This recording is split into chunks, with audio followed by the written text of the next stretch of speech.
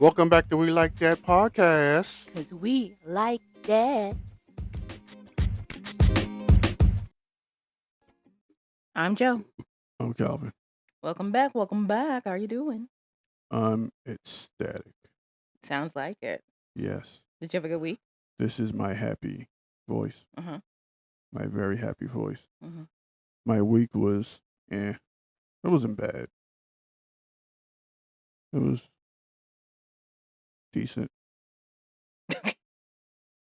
Okay. I don't get too high. I don't get too low. That's interesting. So that's that. How was yours? My week was actually really good. It was actually a really good week. It got busy, but it wasn't bad. And I had great meetings on the day I had to go in the office. I wasn't sure it was going to be good, but it was great. Oop. Okay. So you want to tell the people what we're gonna go over today? Yeah, you know what we're going over. Go ahead. We're going to do our regular That Happened, but we're also what shows are we discussing? 90 Day the Other Way. Mm-hmm. Life After Lockup. Love. Love After Lockup. Mm-hmm. And And the tell-all. the Tell All. The 90-day fiance, happily ever after, tell-all part 3. 3. 3. But first, we get into some That Happened with Joe. Skitty bop bop bop scoop skitty bop bop bop. That happened with Joe. There we go. So, I want to talk about Breakdance Gate that's been happening in the aftermath. Gate. That's what they're calling it. In the aftermath of the Australian Hilarious. breakdancer. There's been a lot of conversations and discourse, a lot of finger pointing, At themselves. a lot of conspiracy theory. Oh my gosh. So there were rumors that this lady Reagan had set up and manipulated a competition so that she would represent Australia. I just realized her name is Raygun. She calls herself Reagan. That's her B girl name. No, Bum, bum, bum, bum. no wonder she sucks. Well, you saw how her husband was. So listen, the internet has been going in on this lady. Wow. They found old competition videos of her and her husband. He dances the exact same way as her. He also introduced her to breaking. He's also her coach. So people were like, wow, okay. So there's been a lot of discussion. She did her performance at the Olympics and it got her a score of 0. It also invited a lot of mockery. I don't think this poor lady has slept since. She didn't even travel back home with the Australian team. She stayed in Europe for a little bit longer. So That's crazy. I don't think it helped anything. Hopefully it gave her some kind of peace of mind, but the trolling and the bullying continuing. So there's been a lot of discourse and conversation around this. How did she become the representation for Australia for breakdancing? And is she indeed the only person who could have represented Australia for breakdancing as a woman? Mm. So from what I've gathered so far, one, this lady, Raygun, is a PhD. She wrote a dissertation around breakdancing becoming a commercialized entity. She actually was against it going to the Olympics, which I find very hypocritical because then she became the face of breakdancing for Australia. So that's very interesting. But a lot of people are trying, a lot of her supporters are trying to point out that this is not necessarily all on her. Yes, her performance, subjective as it might be, did happen, but this also reaches out to other people's intentions around introducing breakdancing as an Olympic sport. One, this is an attempt at commercialization of the art form. Two, people feel like more blame should be put on the World Trade Dance Federation, who actually introduced this as a concept for the Olympics. The Trade Federation actually wanted ballroom dance to be there, but other people within the IOC, which I guess is like the Olympic Committee, felt that ballroom dancing was too antiquated. They wanted something fresh, something new. So let's do a dance form that's like from the 70s. So breaking ended up being in there. And then there were like change.org petitions to look into how Raygun became the face of breaking for B girls. Oh, they got rid of it though. It got deleted. So that happened. Um Other B girls from Australia came out and was like, "We are fighting for our lives now because people think this is the only way that breakdancing looks in Australia." There's other conversation about how ray guns dancing is justified and valid in terms of expression and creativity. There's some people that support her and were like, "Yeah, she did what she wanted to do. She got the results she wanted and that people were smiling and having a good time." And then you have other people that are like, "No, she made fun of this sport. She made fun of the sport. She's appropriating culture." Even though she wrote this whole dissertation about how she shouldn't be appropriating culture, and she can actually absolutely see the dialogue in that. She still did it. She still did it. And then there's this broader conversation of how, like, yes, all of this was going down with Reagan, but a lot of the conversation is being dismissive of people who were actually breakdancing, who were legit, who actually were fantastic for the culture and helped to move it forward, especially in the men's division. How, like, the competition among the men versus the competition among B girls with the women, it was like two polar opposites. No one's talking about the guy from Australia who was only 16 and, like, went pretty far in the competition against people who were twice his age, or who the ultimate winner was for the men's division. Like, there's no there's no conversations around that. But there's been a lot of conversation around the blackity blackness of it. Did you realize the girl that's wearing that do-rag from Lithuania, her name is Nika? And Yeah. there's all these jokes about her being my Nika? Ooh. Hey. All right. So the conversation around her do-rags is that she does use that to help, like, with head protection for when she does her head spins and stuff, which I Stop. think is valid. Stop. Okay. She never did a head spin. She did. You didn't watch it. You didn't watch it. She did do head spins. You want me to show you? No. I'm Okay. not gonna watch her roll around the ground like she has a seizure. No, And then, she can actually break dance. That's why she got the silver medal. I She mean, she can actually you do it. mean Nika? That's what I'm saying, Oh, Nika. I'm talking about ray gun. You don't listen to me when I talk. That's why I was saying everybody's talking about, "Oh, my Nika." They're, like, really using her nickname as a placement for nigga. And she wears the do-rags, and then it came out later, she wears the do-rags for head protection for spinning. I said all of this earlier. Sure. You okay? Whatever. I just think the reason it's all the hoopla is because you had one girl who really shouldn't have been there, and she was unbelievably horrible. Now, granted, there were some other girls who were just a little bit better than her, but she was bad. Mhm. That's the issue. And then to be bad on the biggest stage. But then again, I'm gonna be honest with you, it's not like people are watching the Olympics like that anymore anyway. Well, they did for that. And that was the hope of the committee when they brought dancing on, when they brought breakdancing on, was that it was Because they gonna. heard it was a girl so bad. No, they didn't hear that at all. They had no idea that she was gonna perform like that. They had So no idea she was they're gonna already perform like pulling that. in people before. The story is it came down pretty late down the pike that breakdancing was gonna get approved to go to the Olympics. Yeah, what I'm saying is were people watching when the breakdancing competition was going on? A Yes. lot of people was watching? Yes, because it Oh was the wow. first time. It was the Oh, first time that breakdancing was being introduced, period, okay, okay. So and Snoop Dogg was hyping it up for a so while. they accidentally got a lot of eyes, They and just so accidentally happened this got a girl lot of was eyes. horrible. Yes. So they accomplished what they wanted to accomplish. The Just only not in the way they wanted it to be exactly accomplished. that's what happened. And two, let's not act like America was gonna pick this to be in next year. They weren't. No, yeah, they weren't. But people started blaming her. They thought that she was one of the reasons why they didn't. No, it's just like you. I said the first time I heard about this.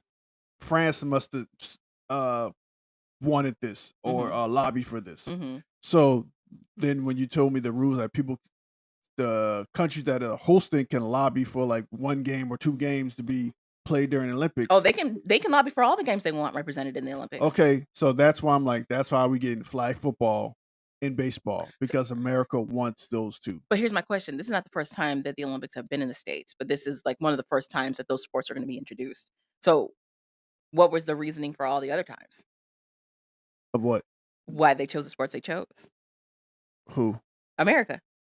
This is not the first time that the Olympics have been in America. We've had them in Atlanta. We've had them in Los Angeles more than once. Well, far as baseball, maybe baseball was in '96. I don't Mhm, know, mhm. but flag football wasn't as big.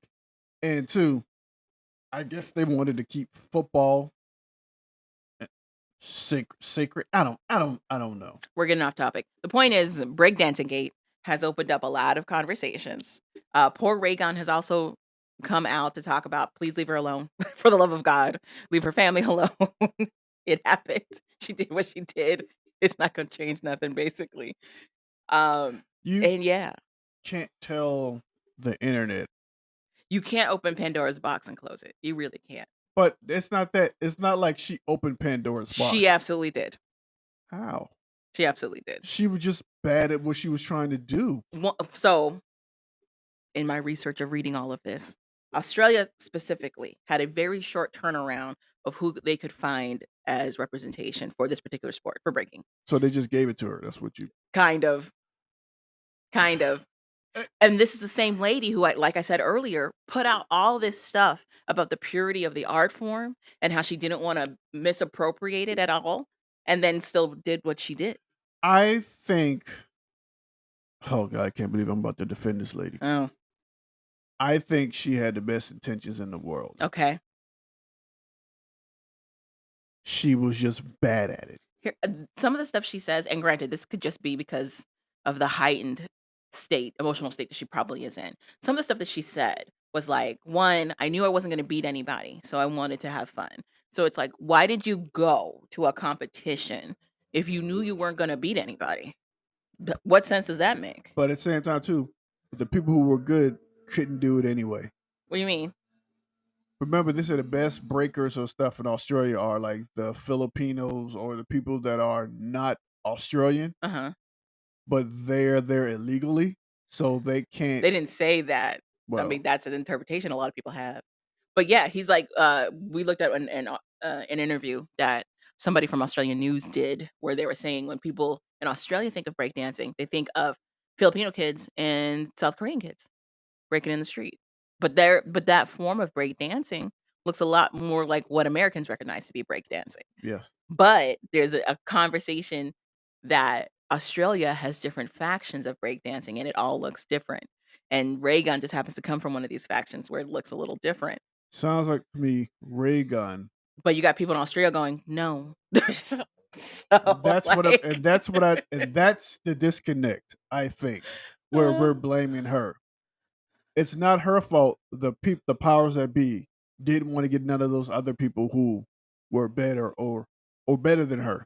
I think the reason people don't have a lot of empathy for what's going on with Raygun is because she is an educated doctor, decorated doctor. She has a doctorate in cultural studies. So she knows the impact that can happen when she does what she does. She wrote a whole dissertation on it And there you and go. still did it. And there you go. That's probably. But I don't think everybody is as savvy as that. What do you mean?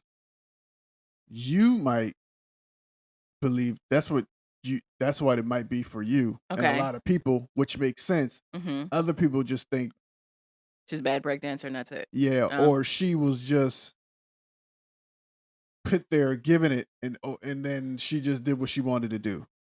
You get if that I don't know what you're saying. I don't think it's people has thought as in depth as you have about what you just said about Okay. her being there. Mhm. I'll say a lot of people might have that same opinion you have, Okay.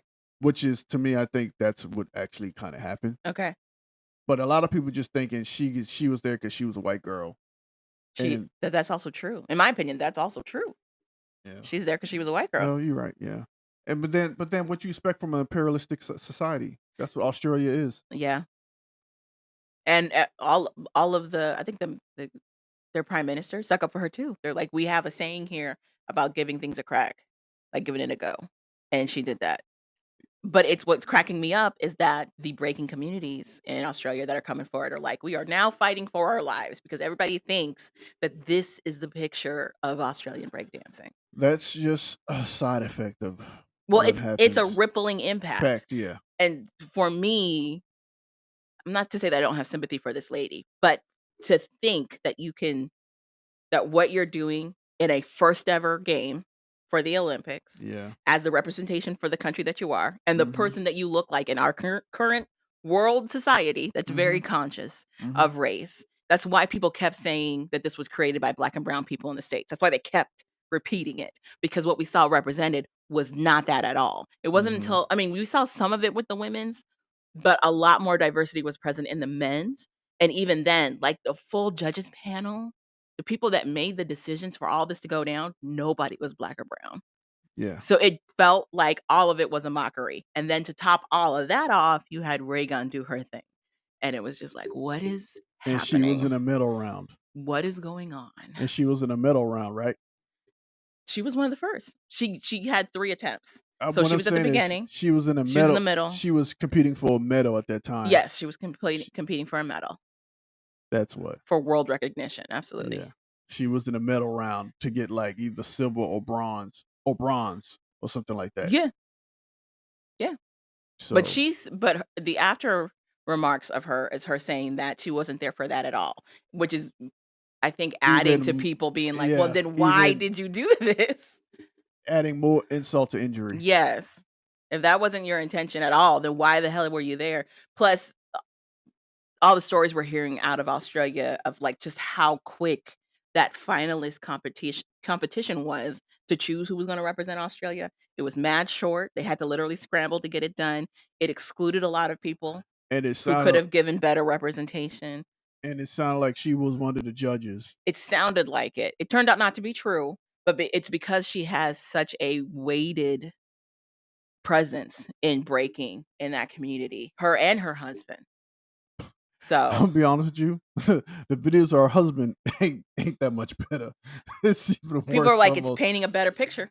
So, Oh my this is god. why she did what she did and was confident, It was so, at some point where I'm like, is he pop locking or is he getting bit by ants? But what was cracking me up was, like, the crowd in those videos, like, that they show of her husband and everything.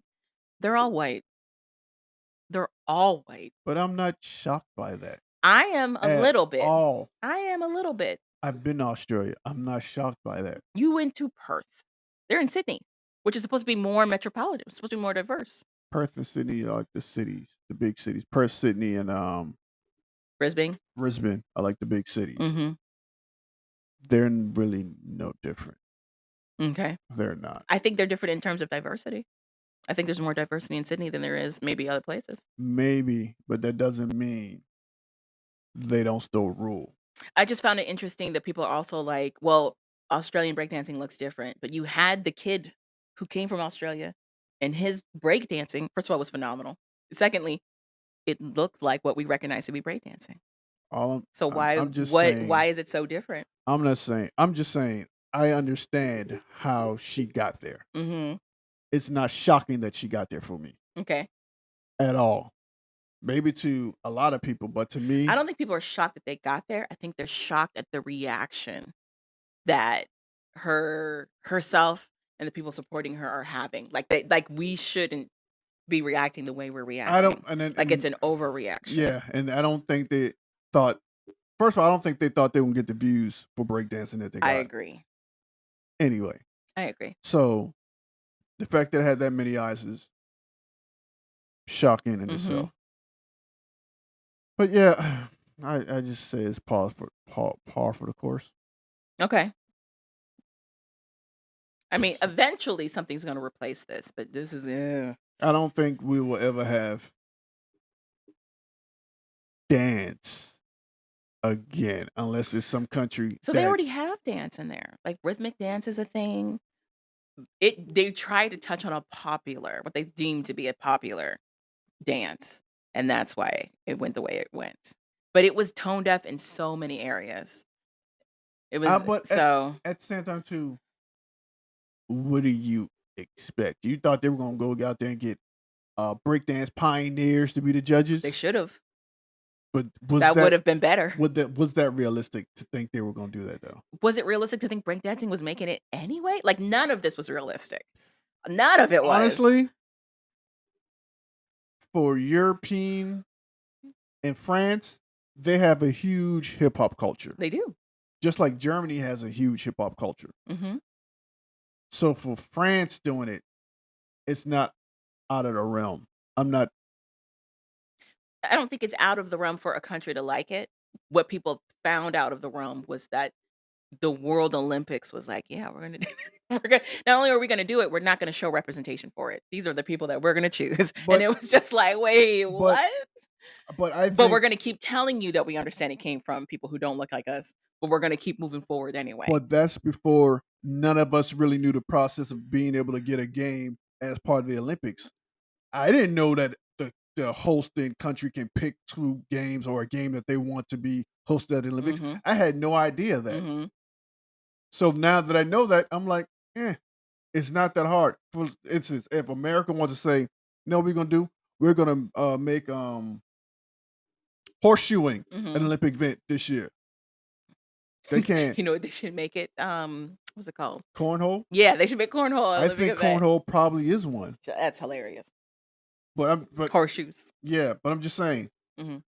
it won't be out of the realm because there's already a professional league for I don't that them stuff. liking it and wanting it was fine. It's the rippling impact of who then filled the slots for all of that, who wears the judging panel for all of that, the decisions on what they were going to judge after that, and who ultimately represented all of that. And unfortunately, it is Raygun. Yeah, I just think they didn't think past getting it as a game. Once they got it as a game, I think they scrambled and they just found a bunch of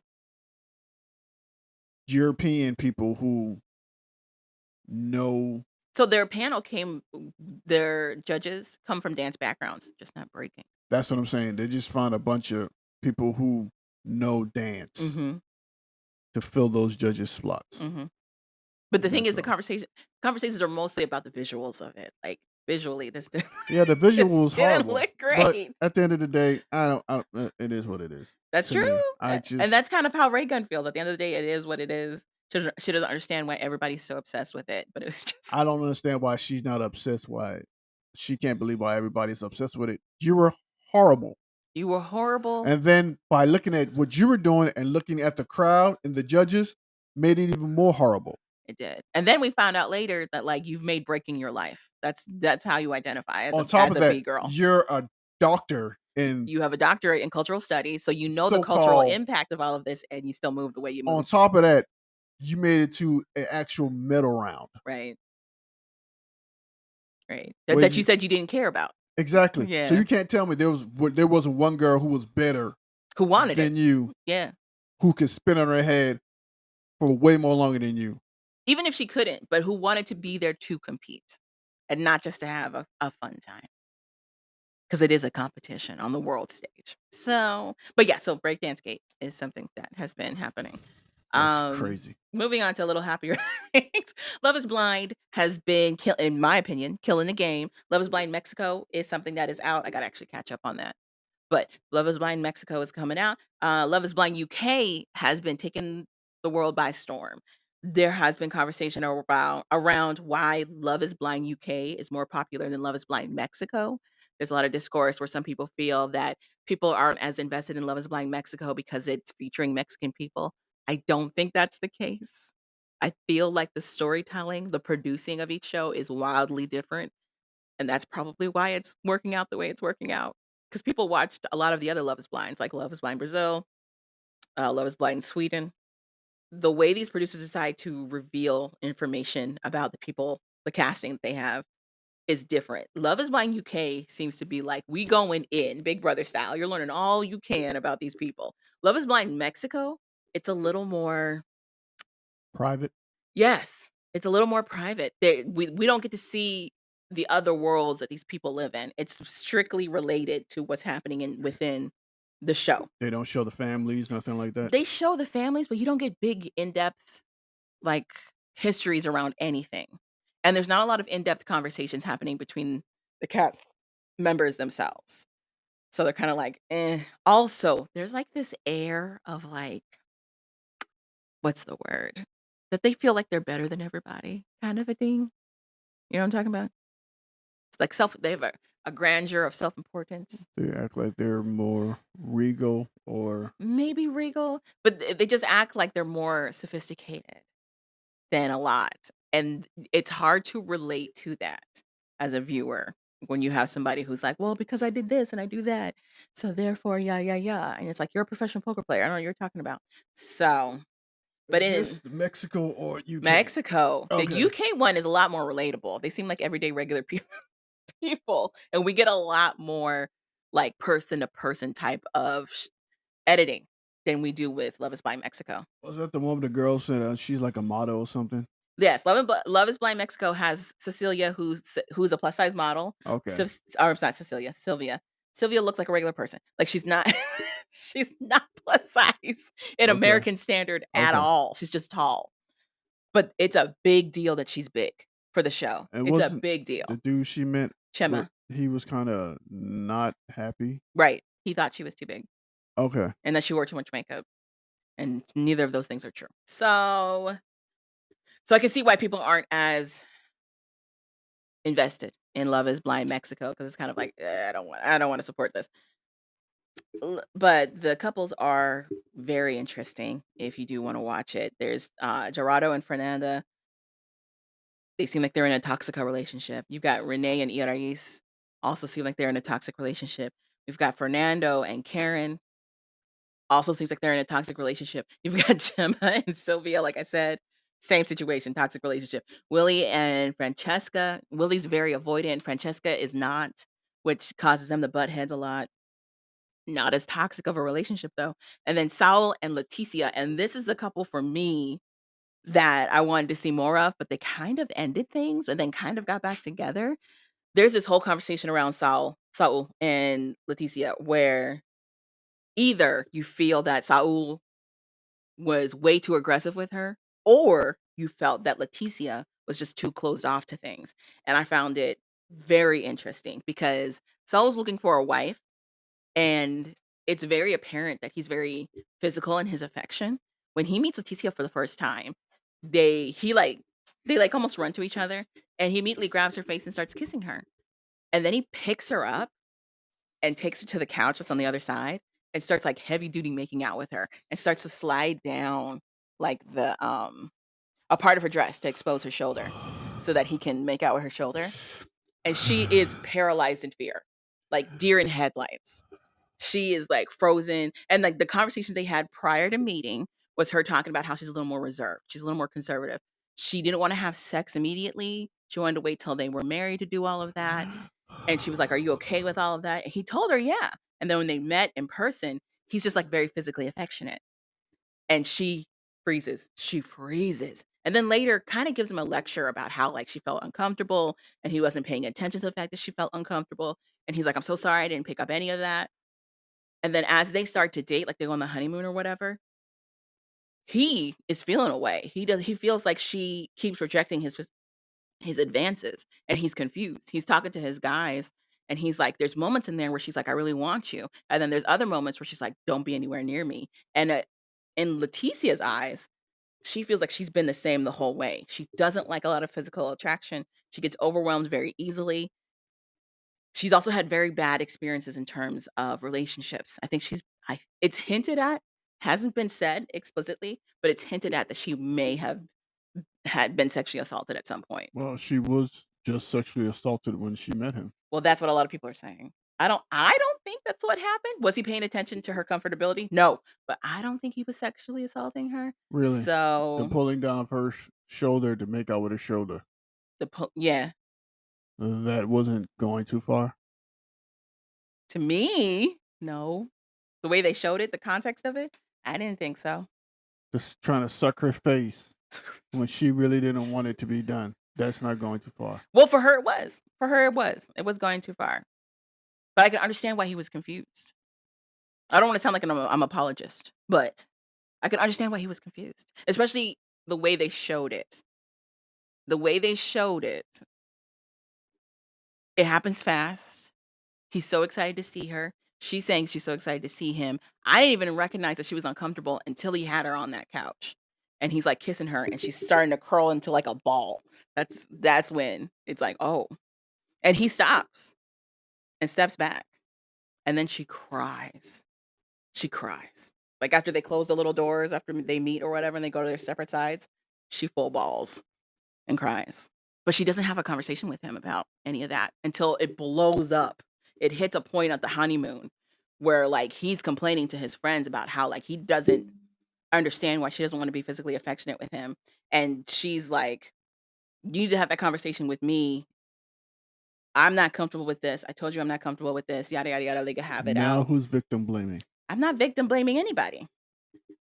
I'm not victim blaming anybody, but I think the communication was poor, and she breaks it off. Oh, She tells him, we're never gonna." She feels that there's no room for them to move forward as a couple because they're gonna constantly kind of butt heads over this particular thing, and she breaks it off with him. But then later, when they're at Sylvia's birthday party, they're together and she has a ring on.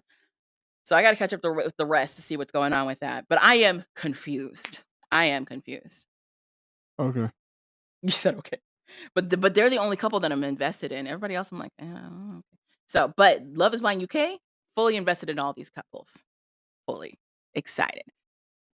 Episodes 1 through 9 are available to watch right now.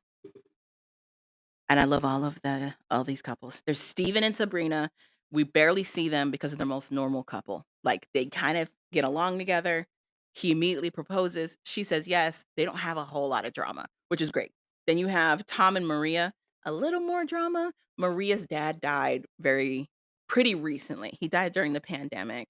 She didn't get to say goodbye. He was in a full other country trying to, like, say good. He had cancer, so he was back in Morocco to say goodbye to family and home, and then he ended up getting stuck there because the pandemic hit and everything shut down, and he died there without his family. So there's a lot of unresolved feelings there, and the other thing is the internet learned Maria wants to be a trad wife. You know what that is? I guess a woman that's subservient to a man. Trad stands for, it's supposed to be like a traditional wife, but yes, basically that. She's looking for an alpha male. Her bio is that she's looking for an alpha male that will help lead in her family. And that's not Tom. So it's gonna be And interesting to see how as that works. soon as they get that, they start crying. I can't do anything. You won't let me be my own person. Well, okay, so Maria's a makeup artist. Tom kinda gives her a hard time about being a makeup artist. He straight up tells her that he doesn't see it as, like, a real profession. She gets upset. Why And are then you getting upset? He's just telling you as a man what he thinks. right, that's what you wanted, yeah. That's what you wanted. Anyway, A so man to tell you what you're not doing right. so then later, when they're meeting each other's families, she meets Tom's sisters, and the conversation of, like, them moving in together comes up, and his sisters are like, "So, would you pay half the mortgage?" Because Tom has a home. "Would you pay half the mortgage once you guys start living together?" And Maria's like, "No, I'm not gonna pay half the mortgage on somebody else's house." So it's fun conversations like that. It's But that hilarious. makes sense. It kind of does because we kind of view them as dating, but technically they're about to be married. They're technically about to be married. My name's not on the lease. Her name would be, though, once they got married. Not And it's not a lease, they're not leasing it, he owns it. not necessarily, unless he puts her name on there. Her name will be English on there. law would dictate that once she becomes the spouse, her name's associated with that property. Oh, Yeah, they trying to get that man with the Paul McCartney, huh? I guess. So, but it's, like, conversations like that, and then there's other conversations that people are having, like, online where, like, okay, say she doesn't pay for the mortgage, her perspective is that she doesn't wanna pay any of his bills. He should take care of his own bills, she'll take care of her own bills. But people are like, "You're gonna move into his place, so technically you're tapping into the home, the electricity being used, water, yada, yada, yada. You're probably gonna end up paying something." I thought she wants to be a Chad wife. She does wanna be a trad wife. Yeah, yeah. So she's not gonna take care of that home? Apparently no. Then how you gonna be a Chad wife? Her own version, I guess? But so Tom is not looking for a trad wife. When she kinda hints at that in the pods, that she wants to be a stay-at-home mom, he's like, "I'm not down for that. I'm looking for a partner. I'm not looking for somebody who's gonna be a stay-at-home mom." And she kinda, like, course corrects herself. She's like, "Well, I'm not gonna stop working, but I would wanna take off 2 years to be with the little ones for their big milestones." And he's like, "Oh, okay, I could see that." So she kinda changes it a little bit. Lie. It'll be interesting to see. Time will tell. So Time will tell. she's lying. Outside of that, they get along. So, So but she's lying. I in my opinion, I feel like she doesn't know what she wants. In my opinion. I feel like she's not sure what she wants. I think she feels a little lost with her dad being gone. So Just she was because like, "I want this type of thing," but I don't think she really wanted just it. because you don't know what you want and you say what you want still doesn't mean it's not lying. I don't know what you just said, but okay. Exactly. Lying. Okay. Anyway, there's also Bobby and Jasmine, who I'm starting to love. Bobby is like this black guy who was an English rapper. He's got several videos out, but his current profession is that he's a luxury retailer on a ship. So people are like, "What does that mean? What's that mean?" He doesn't even say retailer. He says he works in luxury for a it's not a yachting ship. What are they called? Like a cruise ship. He works in luxury for a cruise ship, and people are like, "What does that mean?" I'm thinking gigolo. So Sure. he meets up with Jasmine. Um, Jasmine is a no nonsense type of character. She doesn't take a lot of bullshit. She kind of says that up front, but they get along. I also found out that Jasmine is half Filipino, which adds a fun dynamic. He meets her mom for the first time. I don't know if you know anything about Filipino moms who are coming straight from the home country. Um, they kinda come in, like, 2 flavors. They're either the sweetest people who've been married forever, or they are single women who think you're the enemy, and that is her mom. Her mom is the single woman who thinks you're the enemy. She immediately the way Jasmine tries to prep Bobby to meet her mom, she's like, "My mom doesn't have a filter. She's gonna pick on you. She's gonna pick on our relationship. She's gonna talk a lot of shit. I need you to be able to deal with it, realize that it's not really connected to us, and get through it." Like, that's how she's, like, prepping him for the worst. And then when her mom comes, that's exactly what happens. She's like, "I know you haven't known my daughter that long. I don't think this relationship's gonna work. I don't even know who you are." She tells me everything, even if relationships are bad. So the first time I hear that something's going wrong, I'm coming for you. Like, she's very negative about all of it. And Um, and then she relates it to her own experiences, and we learned that Jasmine's mom has had, several bad marriages. So, like, her outview her perspective on marriage, not good. Also on top of all of that. And it's Jasmine telling her mom, "I understand you've had your experiences, but I need to have my own experiences." And it's her mom being like, "It's not gonna work." So fun, fun. okay. Then you have Ollie and Demi. There's a lot of questions around Ollie and Demi. Ollie paints himself to be this fuck boy. He talks about how he normally just dates with women to sleep with them. Like, that's it. He's never really dated somebody for like a long standing relationship. So he was interested in having an emotional connection with somebody to move forward in a marriage. He gets that with Demi. It's between Demi and this girl, Catherine. He ends up choosing Demi. Demi, wonderful, beautiful girl. But she has her own stuff. She's very self-conscious about her body. She's very self-conscious about how she's perceived. She tends to default to being like one of the guys. She's into a lot of sports, yada, yada, yada. She's a fuller figure girl, and she feels like these are all dings on her because in her history, it's either resulted in her just being seen as a friend or being full out rejected. So when her and Ollie finally meet in person, she's a little hesitant about what he thinks, but he's very complimentary. He likes it. He loves her bunda, which apparently is English for butt. So, or maybe an African language for butt, but one of those. So then there's also this stuff with Catherine. Ollie meets Catherine, which was the other girl he was interested in the pods. And at first, there's like this hesitation that he might want to get with Catherine over Demi after meeting her in person because he's making these comments about, like, "I think Catherine's still looking at me. She's proper gorgeous, blah, blah, blah, blah, blah." But he ends up sticking it out with Demi, but not before Jasmine gets at him about the way he communicated with Demi and how Demi seems to be like withdrawing into herself during a lot of their group sessions, and it makes Ollie blow up. He gets so mad. He gets so mad that he thinks he's being judged, and he's like, "I just don't think the group things are for us." He starts speaking about him and Demi as a "we." It's like speaking for her a lot. But they stay together. They stay together, and they seem to be working it out. He meets her family. He has a nice convo with the dad and everything, and they're still moving forward to get married. We've got, Freddie and Catherine.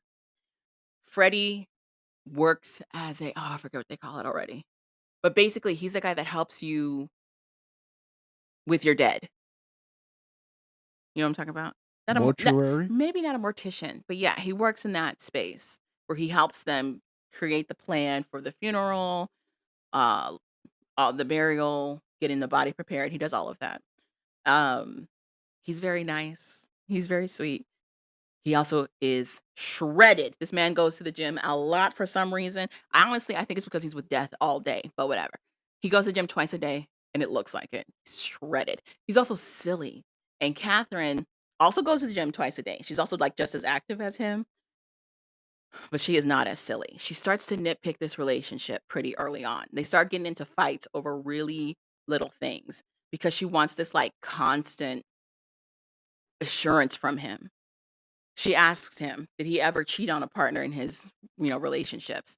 And he says, "Yeah, I did. I did cheat on a partner 7 years ago." Homeboy is 28, which means that 7 years ago he was 21. But Catherine does not let this go. She constantly brings it up that he's a cheater. She feels once a cheater, always a cheater. It's horrendous. So they're kind of like in an iffy state right now where Freddie's not sure if he wants to move forward in marriage with Catherine because he feels like they don't have a lot of things in common. He's an introvert, wants to stay home, be a homebody. She wants to go out. She wants to do luxury. She wants to be seen. And he's not like that. But she tells him that that's not her. She'd rather be home. But she also constantly tells him she wants to go out. It doesn't make sense. She also gets mad at him because she's like, I want to be with somebody who wants to go shopping with me. I don't know anybody who's in a relationship with somebody who would go shopping with them like that. I don't know too many people like that. So anyway, So men don't like shopping in general some men do. because that means we're gonna have to spend money. I don't know. So they're kind of up in the air.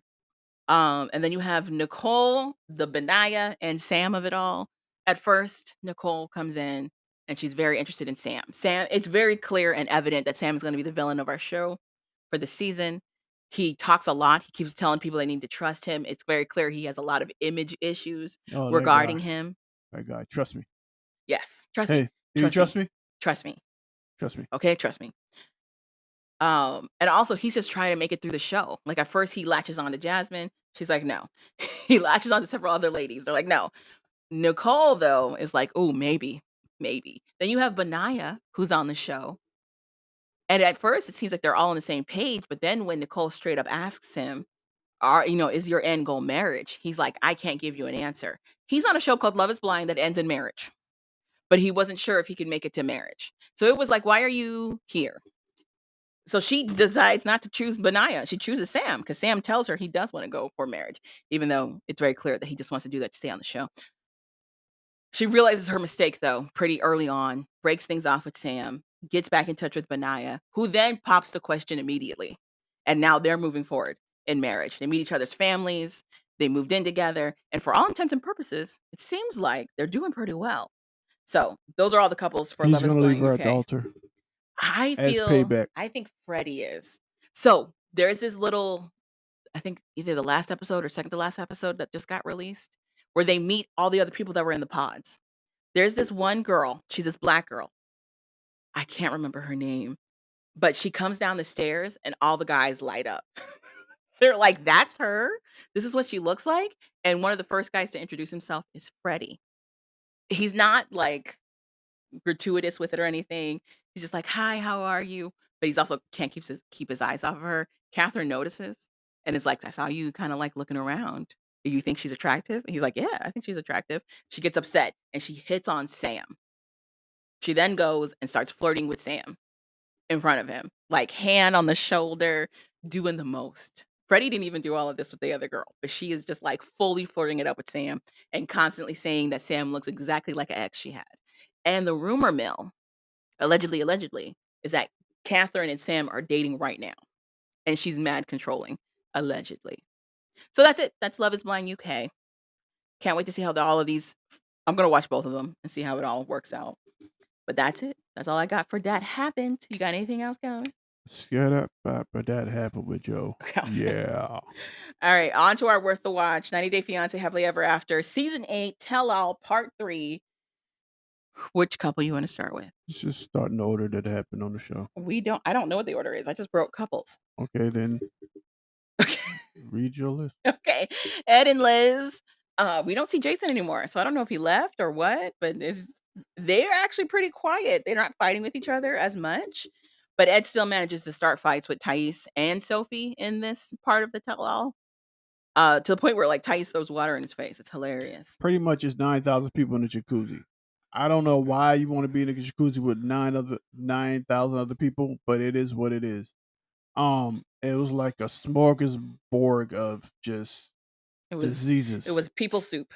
It was just disease soup. I don't know about diseases, but okay. Yeah, it was disgusting Also, Ed does this thing where he just immediately backs the guy, like, it doesn't matter what the situation is. He's just automatically gonna back the guy. because he does it Except when it comes to Angela and Michael. He backs Angela.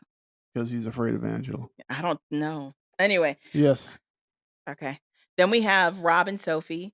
We get a lot more of them this episode of, like, where they're at and what's going on. What did you think of Rob and Sophie? seems like her only problem with Rob is that he says she doesn't flush the toilet. That's That's what made her really blow Oh, up. that's what you got. Okay. That's what made her really blow up. Okay. And I guess that's was the straw that broke the camel back for her. Okay. So I'm assuming she's done now Okay. with him because she just couldn't get over that one thing. Okay. To me, Oh, she was fine until that happened. okay. Her whole demeanor changed after that happened. Mhm. So I think he pretty much put the nail in the coffin Mhm. for them when he said that. Okay. Now, should it have been the nail in the coffin? No. Should a nail in the coffin been a long time ago? Probably, sure. Mhm. But I think the way she reacted, maybe it's just for the tell all. Who knows? But the way she reacted, that was the straw that broke the camel's back for her. Okay. So for me, I thought it was accumulation of all of that. But the only thing the others were taken away was the whole bathroom thing, and I think that's why Sophie got upset. Because as they're talking about the relationship between her and Rob, they touch on the fact that Rob was very emotionally abusive. He was verbally abusive to Sophie through their run for Happily Ever After. But for whatever reason, as Sophie points out, people don't point that out at all.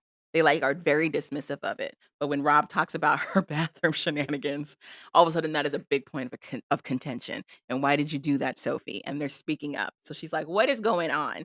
The other thing I don't quite understand, though, between Rob and Sophie is that Rob broke up with Sophie, but he's also keeping the door open for Sophie. And he feels victimized because he feels it's in Sophie's hands whether or not they're going to move forward. He put it in her hands. Number one. Number two, he's just trying to keep his options open. The other thing I found very interesting was that Rob is actively trying to sound like he's emotionally connected to a lot of the stuff he's saying. And that he's grown so much through, like, therapy and self-reflection, but it feels like it is what's the word? Contractual. It feels like he's like, "I did all this stuff, what more do you want?" kind of a deal. Like, it's not that he's doing it for himself, he's doing it to prove a point. And then at the same time, you've got Sophie who also doesn't really wanna let go. She's not living with Rob, she moved in with her friend, she talks about how they should be done. She's been saying that they should be done, that there's no room for them to move forward. But she also confesses that she can't see her life without him in it. So I don't know if she even knows how to do that without going back on all of these toxic actions she's taking, of, like, still seeing him and meeting up with him. He also complains that they don't have much of a sex life.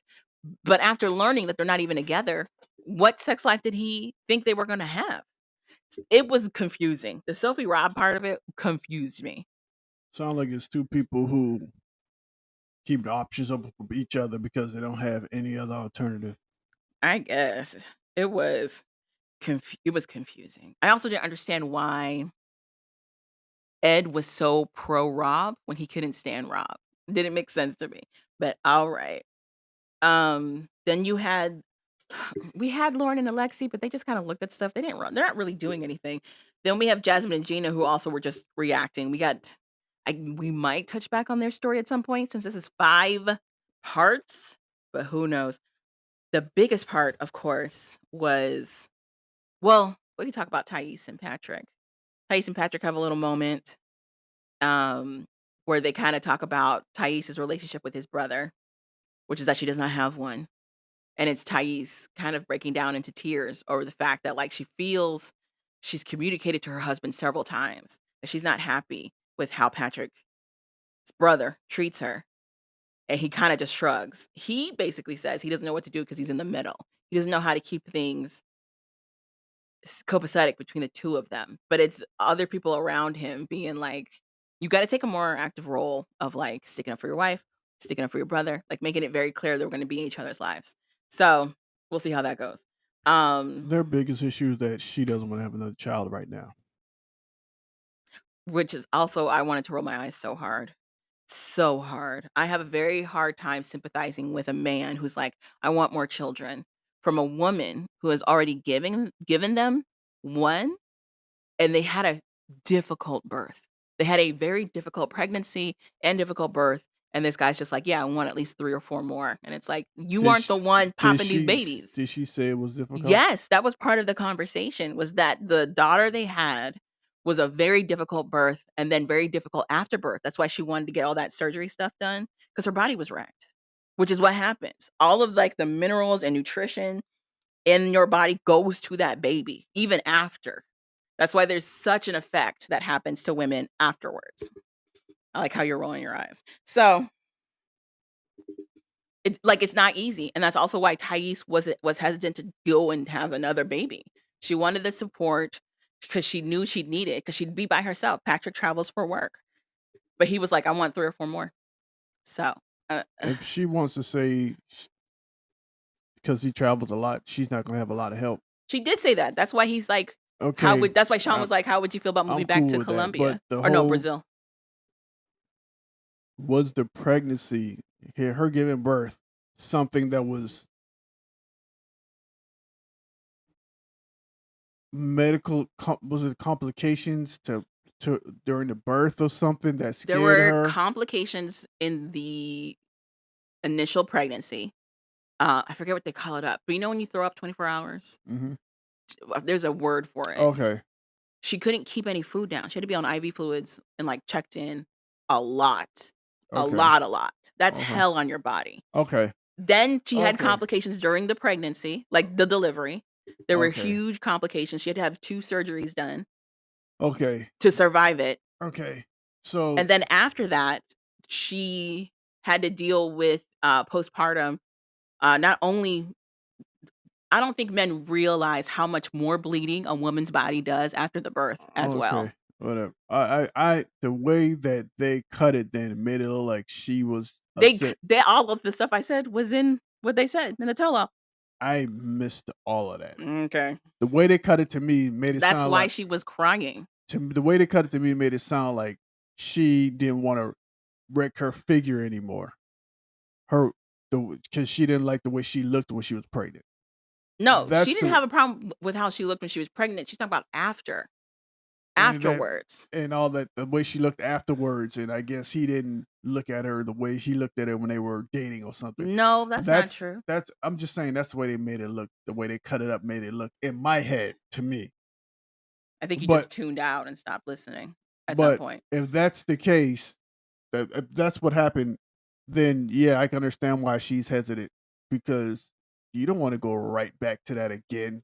So my thing is, I think Patrick was in the same mind view as you when they were talking about it, which is why he was so flippant about having more kids. I don't think he saw any of that as serious and just saw it as cosmetic and was like, "Oh, no, it's No, not that serious. It's not that deep. Let's just have 3 or 4 more kids." to me, if she was going through all that stuff, it is serious. That has nothing to do with cosmetics. My thing is, why can't her word be enough? Why do we have to go into her medical history to support her decision not to have further kids? That's crazy. That's crazy. but you I gotta come with receipts from my own decision about my own body? That's insane. kinda and yeah, in this respect, because you got in a relationship with a guy who wants to have a lot of kids. I'm assuming you said, "Yeah, I wanna have a lot of kids too." Neither of you talked about the timeline of having all these kids. Again, when they were showing it, Thais was surprised that Patrick wanted all these kids. She's like, "We didn't have those kind of conversations." Okay, Then it then. was Patrick saying, "Yeah, I said it, and you agreed with me." And it's Thais going, "When did I say that?" So either case, neither one of them is a trustworthy narrator in saying that. So I So, don't know that she knew he wanted all these children. Just like I don't know if she was like on board at first and then changed her mind or what. Because it's not reliable. but yeah, so But my thing is, at the end of the day, if you've got a woman who's like, "I'm not comfortable with this. I don't wanna do this with my own body," I don't understand why somebody outside of that thinks that they have the right to then tell her what to do or what not to do. That part I don't understand. I just think him as a husband, if he didn't notice none of that stuff, that's telling on him. That she was going through all that stuff and he didn't notice it.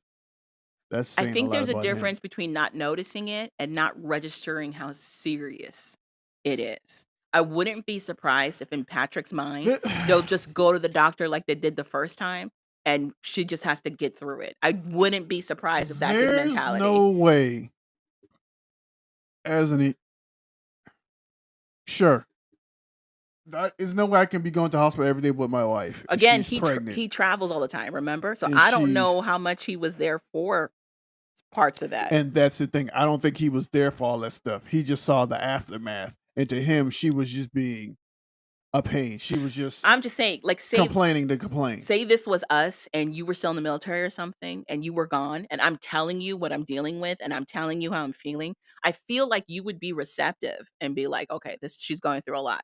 Is what I'm saying. I don't think Patrick registered what she was saying as being that heavy at all.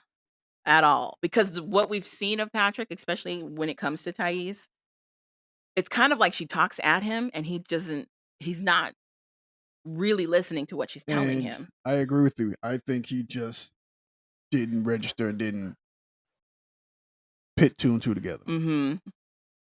So, but yeah, they have issues, but they're gonna gut through it because I don't know. They're just gonna gut through it.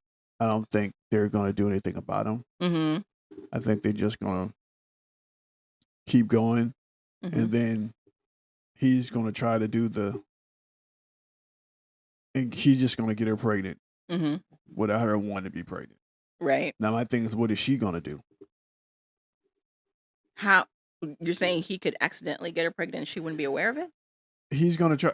If they're having sex, Okay. either they're gonna have to have she's gonna have to make sure he use protection, which is Okay. still not 100%, Right. but use protection, Okay. or she's just not gonna have sex with him. You don't think she's on birth control? You see, that's the thing. They Okay. don't believe in birth control. Who's they? Hispanic women, She's Brazilian, she's Portuguese, they're still from Latin descent. but she's also still a woman, you know what I mean? Like, I can I understand. don't think, I can but then, understand her not using condoms, but I think she's figuring out ways to make sure she doesn't get but then pregnant. again, times have changed, so maybe she is on birth control. I don't know. She could be. There's tons of things that women take. I wouldn't be surprised if she's not on an IUD or on the pill or on something to make sure she doesn't get pregnant. Maybe I don't know. But I'm just saying, normal in Latin culture, Mhm. they don't believe in that stuff. She's technically not part of Latin culture, though, she's Portuguese. I mean, Okay. Brazil's in South America, but she's not Hispanic. Okay. You said okay. Anywho, moving on to the stars of the show, Angela and Michael. So we're still at the point where Angela can't stand Michael and is yelling at him. Her daughter comes out to further support her mom in yelling at Michael because she thinks Michael is a liar because he said he mopped the floor and then he didn't, which is a very interesting example to give as proof of somebody lying. Then it is just Michael being belittled even further and more. And basically, Angela's daughter's whole point is that she doesn't think they should be a couple. She doesn't think the love is there. She doesn't think they should be married. I can't help but agree with her. that they should not be married. That's the only thing she said right. Right. So we find out Angela has hired a private investigator to find to catch Michael in his lies. So this man comes on and he has 168 documents or 400 some documents, Pages. pages of documents. Yeah, he has a huge stack of paper. Yup. So they ask him, "Do you, who's this woman named what? Chica?" I don't even it doesn't even matter. The point is he's got all these documents on Michael's life. They started out with him asking some questions about Michael's relationships with some women's names they found. They show a like PowerPoint presentation graph of Of all of Michael's relationships. all the connections. And after And only to tell us later at the end of all of that, they didn't find anything. no, but she's saying he's in this talking to this girl. Come to find out, he's in some green card group that helps people with green cards, give them information, and they talk about getting green cards. And she like, nobody else is and come Her to find out everybody else is in this group, is some type of group like that Well, it's themselves. one of the things. Her point is that Michael is constantly cheating on her. That's what she feels. She feels like Michael is constantly cheating on her, which makes her the victim, and people don't understand that. They're too busy trying to blame her for all of the stuff. And Michael's too nice because Michael talks a lot, which he really doesn't. Well, so they do bring up that Michael got that hand job, blowjob, whatever thing that had happened years ago, and that he was talking to somebody online at some point. So they do point out both of those things. But they don't point out she was too. They don't point out that she was too. But she feels that he is actively seeking a relationship with somebody younger. And she feels that she is chasing this dream to look younger, to appease him. She talks about how, like, she's doing all these Botox things to get rid of wrinkles, to make look Sh- good for him, none of which he's asked for. So Also, none of it is working. but it's also to paint this picture that she's further the victim to in her perspective. Now, mind you, in this whole revelation, we found out that Michael has an uncle in the States. Mhm. If Michael really wants a green card, he could just go through his uncle to get a card to the So States. it turns out he can't.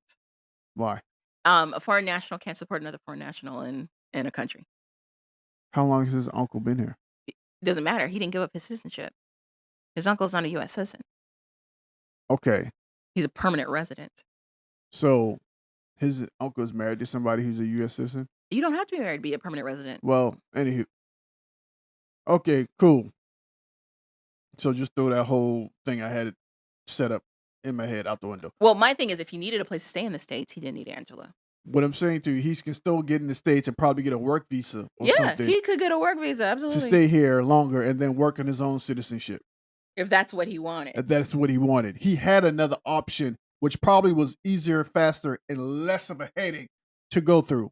I was gonna say 5 to 7 years to just get to the States is a lot. That's a lot to do if your only goal was to make it to the States. That's a lot, which is what Angela kind of paints. He was using her to just get to the States. Like Calvin said, he could have got used his uncle to get to the States. Exactly. He had an option to get to the States and possibly find another way to stay. That's all I'm saying. But He didn't need her. she is hung up on the fact that she thinks Michael is cheating. And after the investigator reveals that there's nothing, they found nothing that It shows said that he's all these, doing I this. found nothing. She is which is really funny because right before all that caps off and she's blaming Michael for cheating, he goes, "I'm not cheating." And she goes, "Well, look at the facts."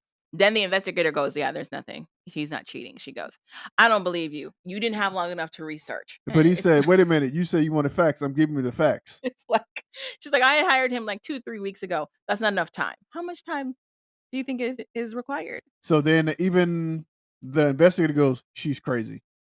Yeah. Then the question gets popped by the daughter. Do you think if he's not cheating, do you think he's scamming Angela? And the investigator goes, I don't have any evidence that indicates that he's using her for anything at all. And it's like Sean being like, well, after you heard all, because Angela storms off. After, Sean's like, after you've heard all of that to the daughter, she's like, do you still think Michael is a cheater? And she's like, no, but I don't think they should be together. And I agree. I Once still again, agree that's with the only that. thing she said correct. And But then Angela is in a huff. you told me that they've been on TV numerous times, that her daughter has been on the Maury Povich show a Angela lot of and her times, daughter, yeah. Yep. which now makes sense to me. Yep.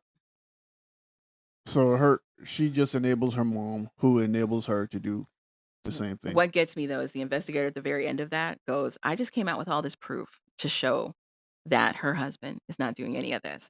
And it's almost like she is refusing to believe that any of this is true, and that's worrying. Yeah, yeah, indeed. Which goes to your whole point. She she would rather be miserable, Mm. miserably angry than happy and content. So I was listening to another podcaster, and he was talking about how, like, this might be her normal. Being this upset is her normal. And that's what you said. That's her. That's her normal. That's her default. Yeah, that's her default. That is so crazy. Anyway, Which leads me to believe that's why people like that live so fucking long. why? I have no idea. Then what do you mean that's why they live so Angry What do you people, mean? hateful people live long. I Mhm. don't know whether it's the hate that's fueling them through their veins or what, Mhm. but they just live and live. You'd think she'd had a heart attack or ulcer by now, You would think that. but they live and Mhm. live. Then happy, good people just die Well, I wonder sometimes. if esoterically, if this is because happy people are like, "I lived the life I wanted to live, so I'm good to go." And miserable people are like, "I'm hanging on with every inch of my nails because 'cause So I'm not happy and that's I'm never gonna go." and that's the strange thing. That's I wonder why they say God works in mysterious ways. Now I kind of understand why, because I that's insane to me. Well, I also wonder if maybe they live so long to get the opportunity to get, like, that happiness at some point, to at some No, point. I think it's just the hate and the anger that fuels them. I don't know. That's just energy pack that we should bottle up and run our electricity on it I don't somehow. know, I don't want that to be how we Just like in sustain Monsters Inc. They run their town the on laugh fear. on fear and It laughs. become laughter is what makes it sustainable, but the Sustainable fear wasn't, was wasn't the yet. deal. So I don't think we should run it on hate. We run on hate already, it's not great. So anyway, that's true. that's all I really got for the tell-all, unless you remember anything else from the tell-all. Um I thought they touched on we did talk about Rob and Sophie. We Yeah. did. I thought they touched on My the co black co girl the and the black girl? Hispanic Oh, dude, Ashley and Manuel? Not yet. Manuel, a little bit. And No, not then really. and we touched on the hot tub incident. Mhm. So and then pretty much I think the next episode is gonna be with the Jewish dude, Jewish dude. the dude from Israel, I'm sorry. Oh, And Alexi. Alexi and Lauren. Lauren. Well, the previews we see is them saying goodbye. Yeah. That's what we see. We see them being like, "All right, well, it was great seeing y'all. We're out." And it's Sophie being like, "I think it's really rude that you're leaving right after your segment. Like the rest of us are going to be sticking it out for the whole show, but you're leaving immediately." And then it cuts to Lauren being like, "Well, then leave." So I'm very interested to see where that's going to In go. her defense, yeah, leave. What are they gonna do? I don't know what to make of the Lauren Alexi thing. I feel like they're just there to stay relevant, in my opinion. They I don't have a think whole lot of story. I think they're there to bring balance. What they instigated though. Then maybe Alexi balance, but Lauren instigates. I She think starts the fight with Ed. She tells Michael to go I think they're talk to there Angela. I think they're there to I show that it can work. but It's okay. but if to me, if that was the case, I feel like they would have platformed them differently. Instead, because this show is messy. The whole point of this is that it's I messy. think The way they've shown them so far is that Lauren kind of starts stuff and doesn't finish it. That's what they've shown so far. They haven't really shown them being like, "This is what our stable coupledom looks like," to at me, all. it shows them that trying to be like the ones that the moderators, but they don't moderate well. Lauren doesn't moderate well. I feel like Ashley, if they were doing moderators, it's Ashley. I think Lauren tries, but she, like you said, she I don't gives think she does. okay. I just think she gives bad advice to the wrong people. I think that was purposeful. Oh, I get what you're saying. I think that's how they stay in the show. Because the show is messy. The show is not gonna keep you around if you're normal. Okay, You have to do something crazy. okay. So yeah, that's all I've got for the tell all. Again, they still aren't showing it on HBO Max or anything, so it's gonna be fun trying to find links to watch the next episode. Or I might just ditch it and watch a documentary instead. Because I don't know that it's worth it to chase down these links. So Okay. you said okay. I really just wanted to watch it for the Michael and Angela of it all. That's really all I cared about. And I think they're pretty much done. Because eventually Michael escaped to freedom shortly after this. So we're gonna go to 90 Day the Other Way. Yeah. It's pretty much only one couple, really.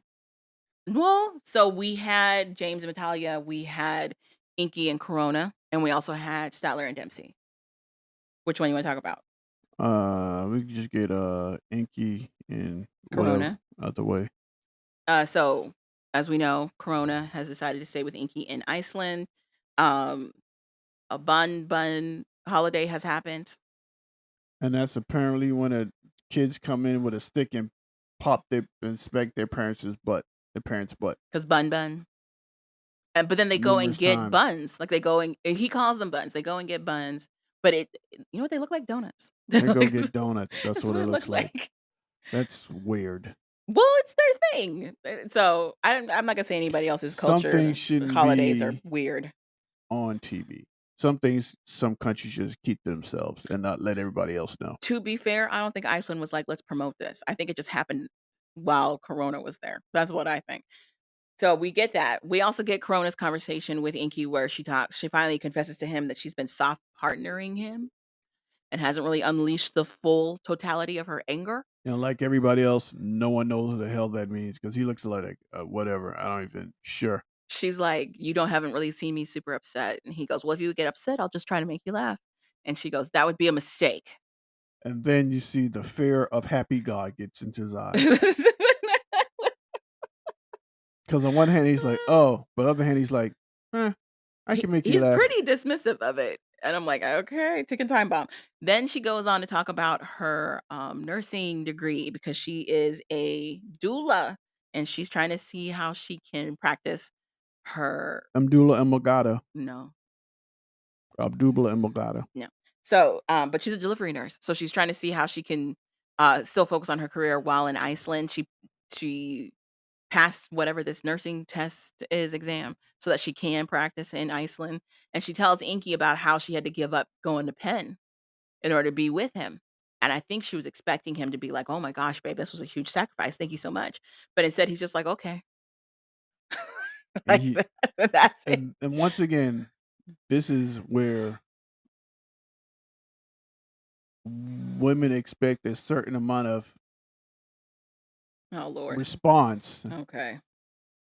but they forget that you don't know in detail or understand fully what they're talking about. But they want you to reciprocate the feeling. I think this is another example of how men the way men view women. That's what I think. I think this is another example of that. Exactly. Okay. Yeah. Because I don't think it was too much to ask that her partner validate her feelings in making the decision to be with It's not him. that he didn't validate. It is that he didn't validate in the way she wanted him to validate. He didn't validate at all. He said, "Okay." Like Okay. Because that's he doesn't know, because he doesn't understand the gravity of what she gave up I agree. with that I agree. university. He doesn't know. It's not like they're always talking about how Penn State's the greatest university for whatever she is, Mhm. nurses in the world. Mhm. This is the Oxford for nurses. No one knows that. He doesn't know that. Only she knows that because Actually, a lot of Americans know that. That's what Penn State's known for. I didn't know that. Okay. A lot of people probably don't. I know a lot of guys probably don't. If they're not nurses, they Mhm. don't know. Mhm. So, and two, we can't gauge or read. Like right now, if I'm looking at your face, Mhm. to me, you look upset and disgusted. Mhm. But you could be like, this is just me listening and trying to comprehend This what is you're a heck saying. of an example. Comprehend what you're saying. You Okay. see what I'm saying?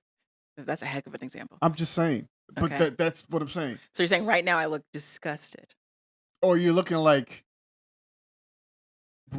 I'm just saying. It's just Which furthers my point that I don't think men really understand women. no, we don't. We don't. So we agreed to agree. So, But yeah, she's, like, upset that Inky is not, like how she feels is taking this whole thing seriously. And I agree with Calvin. He has no idea. He doesn't have any frame of reference. He doesn't know what the context of this is at all, and she hasn't communicated to him that all of this is very heavy for her at all.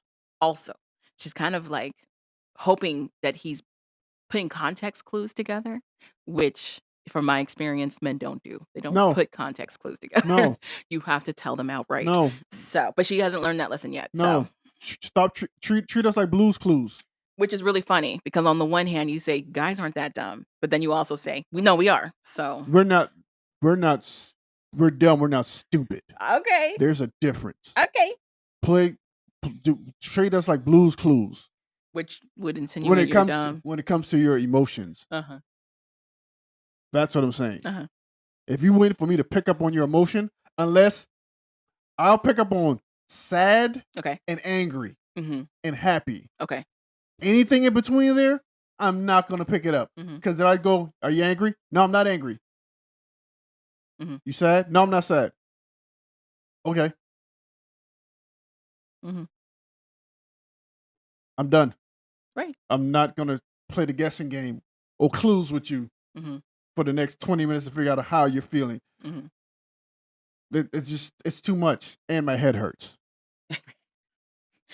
It's very clear that it's coming. The storm's coming. So Oh, he interested to see. has no idea. Interested to see where that's gonna go. There's a dark cloud heading his way, just like outside. Mm-hmm. The sun is starting to slowly fade away, Right. and he has no idea. He's just gonna be in his apartment and then be like, "Gosh, it's dark in here. Like, what is?" And then the fury will be unleashed. He's going to So, get the what you call that the dark snow or whatever that is. with the dark snow.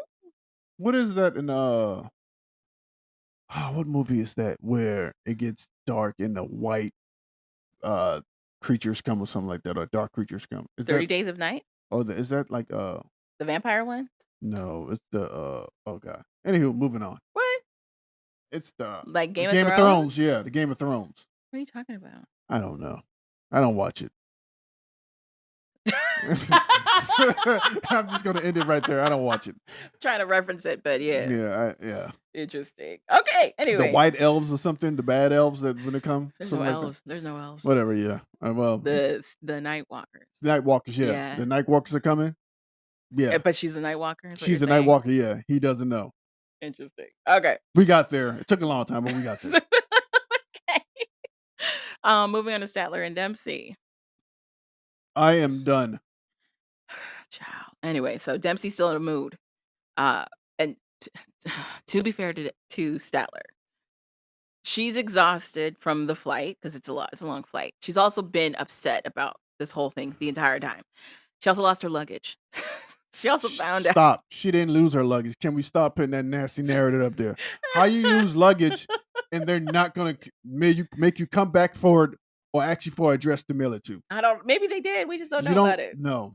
I don't know. Maybe Anyway, that's international. That's doing it internationally. I don't know. Stop. Anyway, so She- they get dropped off by these taxi cabs in like the middle of a street, and she's just like, "Great, where's the van?" And it's Dempsey being like, "It's coming, it's coming." And Dempsey apologizes for the fight that they had, and she's like, "I know you're tired and everything, but once you see the van, everything's gonna be fine." And Statler's like, "Sure, whatever." Van shows up, and it's a big white van. Which again, if you Googled van life, you would see that this is exactly the van that everybody uses. But she sees it and she's like, "Oh, it's bigger than I thought it was gonna be." I thought it was gonna be something like an RV. So that's just me. Mm-hmm. So they get the van, they go and look inside of it, and it's functionalized. You see a little kitchen, you see a fridge, you see where the bathroom's gonna be, you see how they can pull out some of the furniture to make it a bed, but it's also not a very big space. It's a small space. But they have it, and they're able to get settled in and start loading their stuff and start the driving. So, at least that is happening, and Statler says she's starting to feel a little bit better. And Dempsey's excited. She can't wait to start their nomadic life. We'll see how long that lasts. I Uh, just say that. what stuck out to me though was Statler being like, "I still don't know how I feel about not having like a house for the rest of my life." And I don't remember them saying that they're going to do this for the rest of their lives. But okay, sure. Statler don't remember a damn thing. You correct. She I don't mean, remember none of them. Yeah, Statler don't remember a damn thing. She don't remember That's no starting to tick me conversations. the hell off. That's true. She don't remember a single conversation whatsoever. You ain't that special. All right, so then we have James and Natalia. So Natalia wants to tell her parents that her and James are about to live in Indonesia and with them. She wants to tell them soon. James is still hesitant, and we're still not clear why he's hesitant.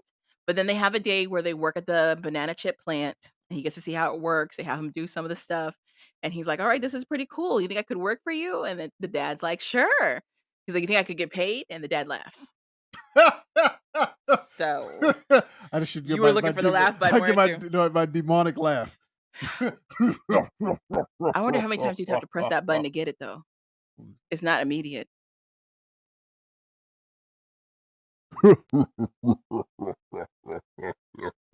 Come on.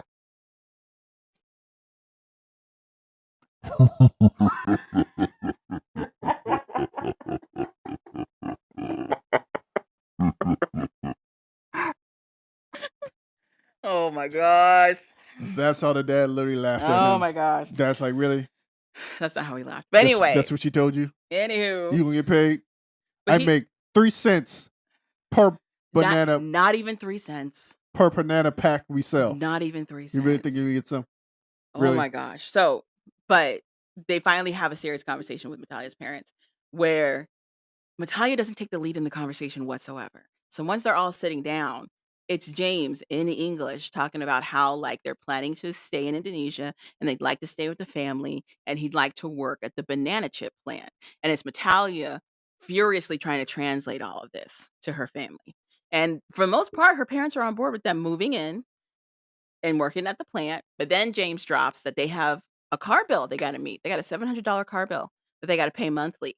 Are they going to be able to do that with the banana plant chip money? And it's Natalia's parents being like, we'll just take care of the debt. We'll just pay off the car so you guys don't have to worry about it because the parents take care of the kids. And then you can just focus on building your lives in Indonesia. And Natalia's all for that. She's like, great. But James is like, no, we have to pay our own bill. I want to make sure we pay our own bill. We make our own way. And he's trying to tell Natalia how to say this to her parents, but Natalia is hesitant to say any of that. And then it's James telling Natalia, listen, you need to take over. You need to lead this conversation because you are translating between the two of us, but you need to just speak to them directly. And she gets upset. She gets upset and instead redirects the ire to James, saying that he wants too much from her. She's doing too much right now, trying to translate everything. He's demanding too much of her. And he's like, fine, I'll stay quiet. I'll stay quiet and you can sort it out, which just makes her cry even more. And then when she does finally talk to her parents, it has nothing to do with them taking over the bill or whatever. She starts sobbing that she's being more of a burden to her parents. And it's like her confessing this guilt that she feels that she should have been more of an adult at this point, but instead she's coming back to them like she's a kid. And she's crying profusely. Her mom is trying to calm her down. That's not working. It takes her dad standing up, being like, okay, since you're so sorry, go ahead and formally apologize to your mom and kiss her feet, which is a tradition in that culture. It's not a weird thing at all in Asian culture. So that's what she does. She drops to her knees and is apologizing profusely. And it's James being like, I don't know why this escalated that it did. He's so confused. But it's Natalia's dad looking like so tired. Just looking like this is normal for us. So yeah, we just gotta let her work through it. I'm actually agree with Natalia. You agree with her in what space? James, you just shut up and just let her parents pay for the debt. Oh, I see. He should have just took the win. Take the W. Mm-hmm. Mm-hmm. The white luck is amazing, isn't it? The way they painted Natalia's family, they made it sound like she was this dirt poor person living in Indonesia. But for her parents to be like, oh, we'll just pay off the car. Clearly they're doing okay. Yeah. Clearly. Yeah. And not even just an Indonesian okay. They're doing really well for themselves. Lucky for you, we are the king of the banana chip empire. Welcome to the banana chip place. I am Frito Lay's here. I am Frito Lay's. Okay. They got to go through me for all banana chips. Exactly. Okay. Okay. I am, how you say, Over Redenbacher? That's me. Yes. Yes. I know. He's Procter Gamble Yeah. for Indonesia. I am the Baskin Robbins of banana chips. Yes. I'm the Coca-Cola See? Yes. See? of banana chips. See? Yes. But either way, I was like, yo, wow. And I gotta tell you, boy, goddamn, white luck. That's amazing. I don't know that he feels it's lucky. Like, on the one hand, I kind of get James's point of them trying to take care of their own stuff. I think it's the one thing that he kind of felt good about was like they didn't have a lot of control in a lot of other aspects of their life. But this bill thing, he felt like he could take control of. And with that also being gone, he doesn't want to be a freeloader, even though that's kind of what he is. You're gonna be that regardless. I agree. Especially in this context. I agree. So take the W. They're still gonna look at you as the white devil. It don't matter. Either way, you're still evil. Or maybe he feels like because he hasn't upheld his end of the deal of giving her a child, this was like the one thing he could kind of hang on to. And if they're completely reliant on her parents, now he has to give her a child, and he doesn't want to do that. I think we can get one baby for a car payment. You said I think that's a good deal. I think that's a good deal. Worst case scenario, you leave, she stays in Indonesia with her parents with the child. Mm-hmm. Worst case scenario. That's messed up to say. I was trying to remember though. We didn't see Shekinah and Sarper, right? We didn't Shekinah? really see 'em. Nope. And we didn't see Josh and Lily either. Nope. Okay. Then that's it. I'm just saying. I think maybe that's it. Okay. And maybe he thinking if he take that deal, he gotta give them a child now. Mm-hmm. And my thing is, if you never wanted to have kids, why did you mess with the girl with the culture of that's so family oriented. And they want children now. They told you that before you got married. I don't know if you know this, but they're quite impulsive. So I don't think he thought that far. So yeah. That's why. He didn't think that in depth. But anywho, whatever. Anywho, that's all I got for 90 Day the Other Way, unless you got anything else. No. Mm-hmm. That's how the cookie crumbles. All right. Now time's for your favorite show, Calvin. Life. Love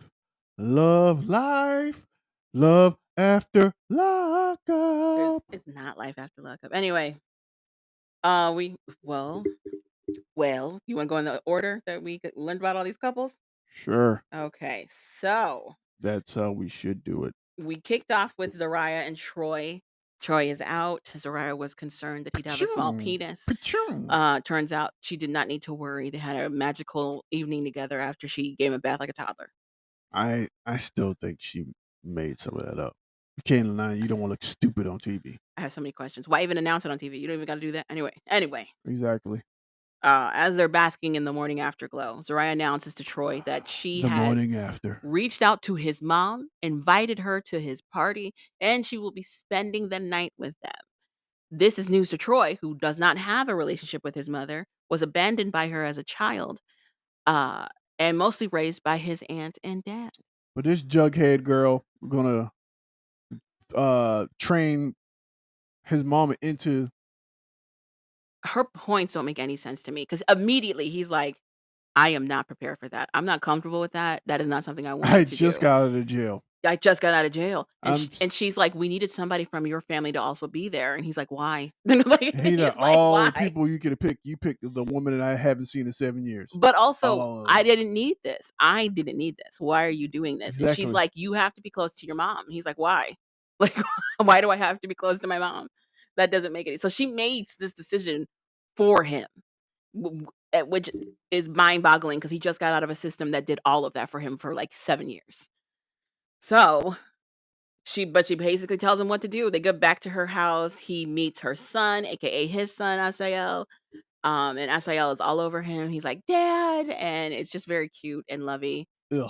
Zariah gives Troy a gift to give to Asael to say that it's from him.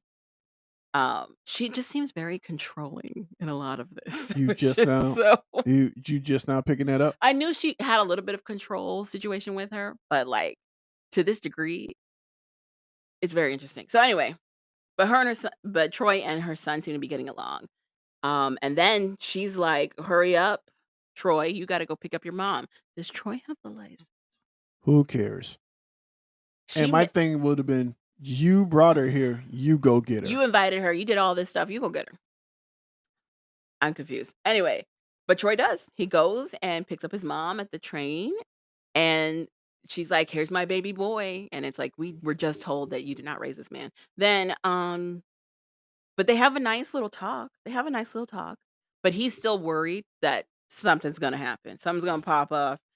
He's like, "Something's gonna go down." He's like, "How are you gonna be with my wife?" to his mom, and his mom is like, basically, she gives him an answer of like, "It's gonna be what it's gonna be. Either I like her or I don't." So we'll just see how it works. And it's like, okay, I'd have been like, sure, let's go to the house. right. And as Anyway, soon as she be like, I don't understand why your mom doing this. I'd have looked at her. I didn't invite her. right. I didn't want her I here. didn't have no part in this. So I had no part of training her hair, busting her hair, whatever you did. whatever you did, I didn't bring her here. right, So now you just got to suck it up. right. You Ain't too you much. wanted this, Exactly. Ain't too much. I'm gonna sit there. I ain't talked to her in 7 years. and What yeah. you want me to sit to her now? Did you think that was because that was for no reason? What did you think it was for? Anywho, You think I couldn't find her? what did you think was happening? So anywho, next couple is Kim and Joey. We find out that even more cheating has happened with this couple. So we knew that she was messing with Joey while she was with her husband. I didn't know that she wasn't married to that man. So technically, that guy was like a boyfriend slash baby daddy. According to Kim, he was cheating. So that led her to cheat on him with Joey. And then she found out she was pregnant. Then she found out she was pregnant and left Joey to go back to the baby daddy. This part of the story doesn't make sense to me.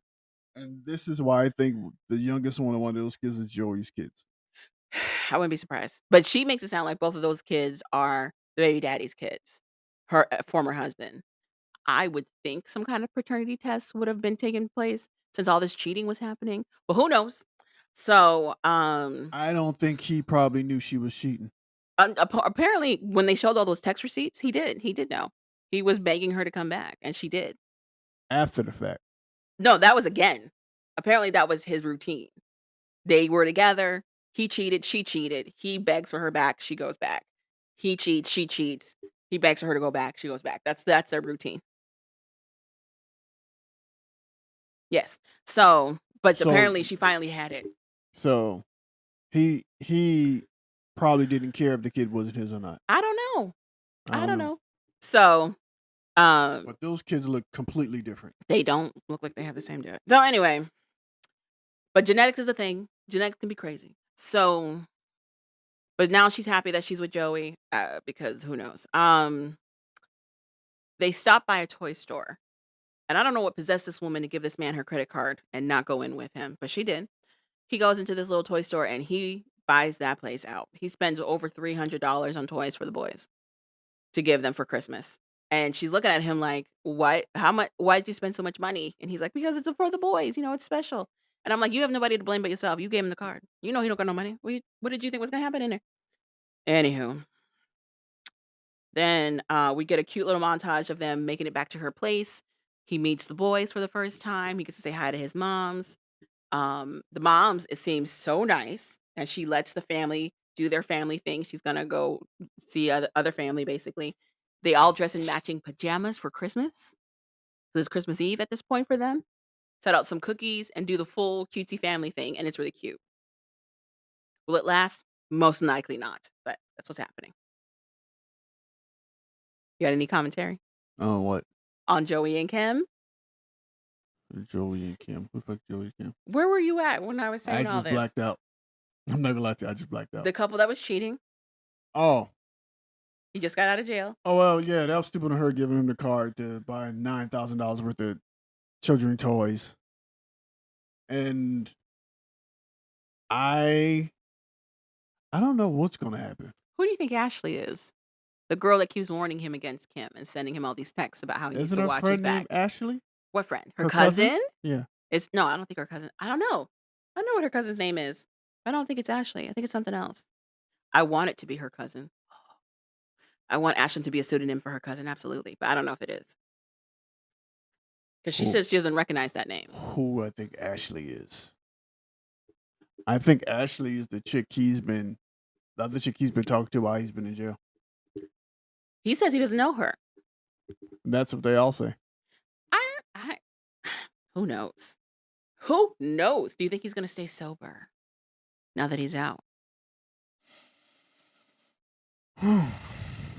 That's a good one. Mhm. I don't know because he hasn't been hit with adversity yet. Do you think there's a want for him to stay sober right now? Yes, but Okay. once again, Until he gets triggered, how's he gonna yeah, handle it? what you gonna do when you Okay. get triggered? Yeah. That's all I'm saying. Everything is how do you say? Uh Speculative? um it was when you first get married. Honeymoon phase. Everything's Okay. in a honeymoon phase right now. Mhm. So let's see what happens when they get into a It little gets spat real. Okay. or something. Or the kids just get on his goddamn nerves one day. We'll find Or his out. mom just who seems to be a nice woman by the way. Yeah, she seems really nice. But yeah, let's see what happens when that happens. Ooh. All right. Shanta and True, Calvin's favorite couple. No. I'm not with all the debauchery. As Oh, Mike Tyson would say, the debauchery. I'm interested. Okay, so if we pick up with them, they're still fussing. They've made it back to their rental. Shanta's in her room because they're staying in separate rooms. She's in her room on the bed on her phone, per This is where usual. we kind of disagree. Okay. They get into a conversation where Shanta straight up asks True, "What do you want for us for this relationship? Like, where are we with this?" And True is like, "We need to backpedal a little bit. Let's not be engaged. We should just be dating. We'll date and go with the flow." Shanta says she doesn't want to do that. She doesn't want to go with the flow. She wants to be exclusive. He says, "I'm not in the headspace for that. We're still together. I'm still going to come home to you every night, but I don't want to take it like that seriously just right now." And Shanta says, "Okay." And then later in the confessional, she's crying and tearing up and saying that she's been made to be a fool by him, but she's going to go back in that house and pretend everything's okay. And I don't know to what end. I don't know what the point of all of this is. Basically, he said no exclusive, but then told her we're still exclusive. He didn't say we're still exclusive. He said we're By together. by him saying we're together, that means we're still exclusive. But she knows that it doesn't mean that. That's why she's upset. You're the only one who thinks he means we're still exclusive. He literally means we're together. Like we're still going to be a couple. I'm going to do my own thing and we're still going to be a couple. That's what he means. And what I'm telling you is, okay, So if what you're saying is true and he's saying we're going to be exclusive, why was she upset? no, that's it's what you said, but he was trying to make it seem like, well, I'm gonna be with you. Oh, you're saying his intention was to say Yeah, I'm still going to be just with you, yeah. even though that's not what he said. But okay. He But you're said, saying in his mind that's what it means. yeah, that's Okay. what he said. But That's- what he's doing is just like you saying he's doing. But He's gonna do, my thing is, as somebody who gets hung up on words, like really gets hung up on words, he never fully says, "Yes, I want to be exclusive with you." and that's, but that's the we're gonna be together is to keep her there, Right. To appease her. Right. because he knows ain't none of them other women going Hold it down like that for him. or Be the reliable. he can't go with them because he's not probating to their house. Paroling. Paroling to their house, so he got to stay with her. So it's a way to keep a place while still Doing whatever what he wants to to do. Yeah, But my thing is, I feel like Shanta is also hip to that. That's why she gets so upset. She realizes that's what he wants to do. But what I don't understand is why she doesn't break things off with him right then and there. She says okay. She knows what he means. She later when she's doing her confessional, she completely understands that he wants to move forward and do what he want to do, but still be with her. And she doesn't like that. That's why she's like crying but I don't know why he thinks he got over. because he did. I don't think he got over. I think he did because she didn't break up with him. She said okay. She said okay, and he's like, "You're cool with that?" And she said, "Yeah." So he fully believes he got everything he wanted. Because he's it's like you said, Mm, he's thinking he got her to be in a relationship with him, mhm. why he can do whatever he wants to do. Yeah, because she agreed. I don't think she agreed. she didn't agree to that. She absolutely said yes. That's why she's She said, crying I think afterwards. she said, yeah, whatever. I think they're not gonna make it out of there. Out of the rental. Yeah, hmm together. They're not. I don't understand why she's sticking it out. That's what's not making sense to me. I think she's staying in a rental to use up. And two, she has to figure out what she's gonna do because she has no job. Okay. So what he doesn't work either. So I still don't I understand think why. she's trying to use the time left at that rental to Mhm. figure out what she wants to do before she moves on Okay. and goes back. Okay. I think that's what she's trying to do. And to get him out her face, she like, yeah, sure, whatever. Right. But then again, yeah, I don't know. Because then she gets upset because she's like, I know he's out there, his family. I don't trust him with his family because I know they're Right. gonna help him cheat or whatever. Right. So I'm like, if you're breaking up, then why do you care? But is she breaking up with him? She never said that she was. That's the other thing I don't get. I don't think she knows. She doesn't know what she wants to do. It is mad confusing. And I don't want to side with True on anything, but he has this point about how like he doesn't feel like she's romantically interested in him. He goes in for a kiss. He's like, "Can I get a kiss?" And she gives him one, but exactly one. Like he tries to go in for another one and she fully stiff arms him. Is very dismissive of him. And they don't share a room right now. So, like, again, I don't want to agree with him on this, but even though she's saying she wants to be with True, she is not showing him she wants to be Javon, with him. he's been fucking up the whole time. We also found out it's like day 3. That was the other thing. It's only been Since he 3 got out, days. he's been nothing but a asshole. But my thing is when he first got out, she was hesitant then. She was hesitant then as well. She I was get in that. her phone. I get that. She's trying to get to know him. And then the first thing this idiot does is take her to a sex shop to do all this crazy stuff to her instead of just spending a nice, calm, romantic night with her. Mhm. He wants to destroy her body and vandalize it like the dudes did.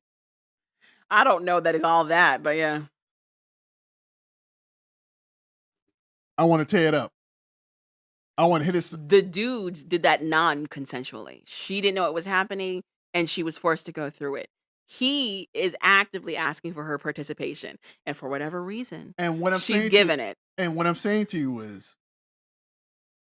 he's using, or he's coming from in her eyes. It looks like the same thing happening all over again. I don't know. I don't want to speak for her. I just think he went about it the wrong way. That's just me. So, again, not to stick up for him at all. I think he had a point when he later talks about how, like, she never saw him in prison. They never met face to face until he got out. So, it's one thing to get used to somebody in your space because you haven't been around them. It's quite another thing to have never been and met them in person at all to see what their personality is like in real time, and then have to go through all of that when they first get out and try to figure out what that medium is. And I can't help but agree with him that every time he's talking to her or trying to have these conversations, or she even starts these conversations, she's in that phone. She uses that phone like a shield. And it doesn't seem like she's really invested in anything they're talking about. And then why doesn't he just leave with his sister? Because he has to parole at her house. He can change it. No, he can't. Yeah, he can. It's even if he can request a change, but it's not immediate. And then let them send you to a halfway house or whatever until they make I the think changes. that's what he wants to avoid. He doesn't want to go to a halfway house. That's what he wants to avoid. And then don't complain. But you can say the same thing about Shanta. You can say the same thing about her. You can say the same thing about Shantae. She knew what she was getting into. She was warned by so many people, his family included, that this is who he is. And she still did it. And now she's upset. And she wants him to be more mature. What I'm saying is, move on. Do what you need to do. For both of them, agree. But he's too immature. I also think she's immature. I understand why she's immature, though. Why? Why? She's been through something. Okay. seems like she was gang raped. Okay. That's catastrophic. Okay. So yeah, trauma, absolutely. That's crazy trauma. But why does that excuse her maturity level? I don't think it's not a mature. I think she's trying to protect herself because she's been hurt. She's been violated. She doesn't know how to be. She's still trying to just being around a guy, an aggressive guy by the way, I too. would give you that, except that she also is actively choosing him for some reason. She's actively choosing to do this with him for You some just reason. told me the reason she chose him because he was the only thing that She said distracted her. they got engaged because he was the only one that listened to her when all that went down. And I do think that she got into this fully as a distraction. He was a great distraction from everything else that was going on, and almost like a security blanket. But that was while he was in prison. It was just pictures and a voice on a phone. But now he's here in person. Now she's actually got to go through it in real life. And she, for whatever reason, there's all the signs in the world for her to stop, to end it right here. But she's not paying them any heed. So it's her. She's the reason. So she's the reason for what? She knows she should walk away. So whatever happens, kind of her fault. Okay. My point is, we've got two people who are both invested in staying in something that's not working, and I don't understand why. You have one woman who talks about how she can spot game, she's not going to be made a fool of, and he's got another thing coming if yada yada yada, but she's sticking around. And then you got this idiot who, like you said, is 12, who's like, I'm gonna do what I want to do, except I don't know what I want to do, and I actually don't have any means to do this, but I want to do it. But here's the thing. I understand why he's staying. Hmm. He has no other way to go. Okay. He has one, but he's too damn immature to do it. Hmm. So I understand why he's sticking around. Hmm. Why is she sticking around? That's my question. That's my question. Why is she doing this? So from Also, now, she's a mom. She's got the kids back at so now home. from here on up, whatever happens, that's kind of on her. I 'Cause I she could don't leave. I don't agree with your logic that only one person can be wrong. I don't agree with that She logic. has no reason to be here. He also does not need to be doing what he's doing. But the difference is I understand why. Uh-huh. Uh-huh. He needs a place to stay. Yeah. Get it. I understand that. For her, she has no reason to be there at all. Mhm. No reason. So You're not wrong. from here on out, and oh, by the way, like you said, he pretty much told you the relationship he wants. Mhm. Yeah, So he did. furthermore, why are you here? I agree. So whatever happens at this point, that's on her. To an extent. She should be gone. I mean, I understand. I just don't agree with your sentiment that only one person can be in the wrong. Everybody can be in the wrong in my world. I'm not saying Everybody everybody can can't be get in a the piece wrong. of being wrong. But to me, at some point, when you learn all the information you need to know to leave and Mhm. you don't, at that point, I can't blame the other person. They gave you all the information you I need. can still blame him. I mean, I can't. can still say you guys both have a stake in all of this for sure. But I'm Here's not a why- fan of being like, oh, it's him and not her, here's or it's why her and you- not him. But this is all I'm gonna say about it, and then we can move on. For me, after they had that talk in the room, what she said exclusive, he said, nah, He didn't say nah. He said, I'm not in the headspace. I'm not in his. He That's was very particular with his wording. and that's what I said. He was But very you keep particular saying with no. his He wording. said nah. He don't want to be in a monogamous relationship. I'm like, No, he said we'll be exclusive. That's what you said. You said he agreed to be an exclusive and he never did. he kind of did. Okay. Like you said, he didn't answer the question. He left it open, but he kind of said, yeah, without saying no. But what I'm saying is she knew he didn't mean it. That's why she cries later. Okay, then. So And my thing is the words. He never straight up says the words, I want to be exclusive with okay, you. then. Now taking all that, she knows he doesn't want to be in. Mhm. Why is she still there? That was my question at the beginning of this. And my whole thing is now, from that point on, now, because you know you don't need to be there. I'm not going to let I'm him not going to not say- deal with any blame. He I'm- also gets blamed. I'm not saying he don't get blamed, but I can't be mad at him for what he's doing now. You absolutely can. No, I The can't. world is free. Whatever. I gave you all the information that I beat women. You've seen everything. Beat? It's just an analogy. I've given you all the information that I'm not a good dude. Okay. I've gave you all the information you need to know. I gave you character witnesses to tell you I'm not a good guy, I'm just and I've saying, shown you I'm not a good guy. putting the blame on one At person. this point, if you stay with me, that's on you. My thing is putting the blame on one person. What does that resolve? Nothing. Doesn't resolve anything. To be like, oh, it's just this person, not It the other doesn't have to person. resolve any. It needs to resolve that you need to make better decisions. That's what They both do, though, is my thing. They both need to make better decisions. And one person is making the decision off the fact that they have no way to go. Mm-hmm. I know why he's basing his decision off. Mm-hmm. He has nowhere to go. Well, He has a way to go, which leads me, which also doesn't make sense to me neither, because if he doesn't care about authority or anything, he'll do what he want to do. He could just leave anyway. do you think any part of this is him also trying to recognize how much time she spent on him? Do you think any of that is a factor at all as to why he's like, I am still sticking around at all? Because he does make the statement. He doesn't want to be like these other guys that get out of jail and immediately start separating or fucking around on them or whatever. He says he doesn't want to be like that. So I wonder if there's a piece of him that also understands the loyalty she gave him and is trying to acknowledge that as well. Just because you say you don't want to do something and you do it anyway, doesn't make you a good person. No, I didn't say it made him a good person. I was wondering if that's a factor as to why he's saying he wants to stick it out. No, because it's not stopping him from possibly flirting with this girl we about to see. But in his own mind, he doesn't see those two things as like as being on the same table at Just all. because you don't see it on the same table doesn't mean it's on the table. That's what he feels.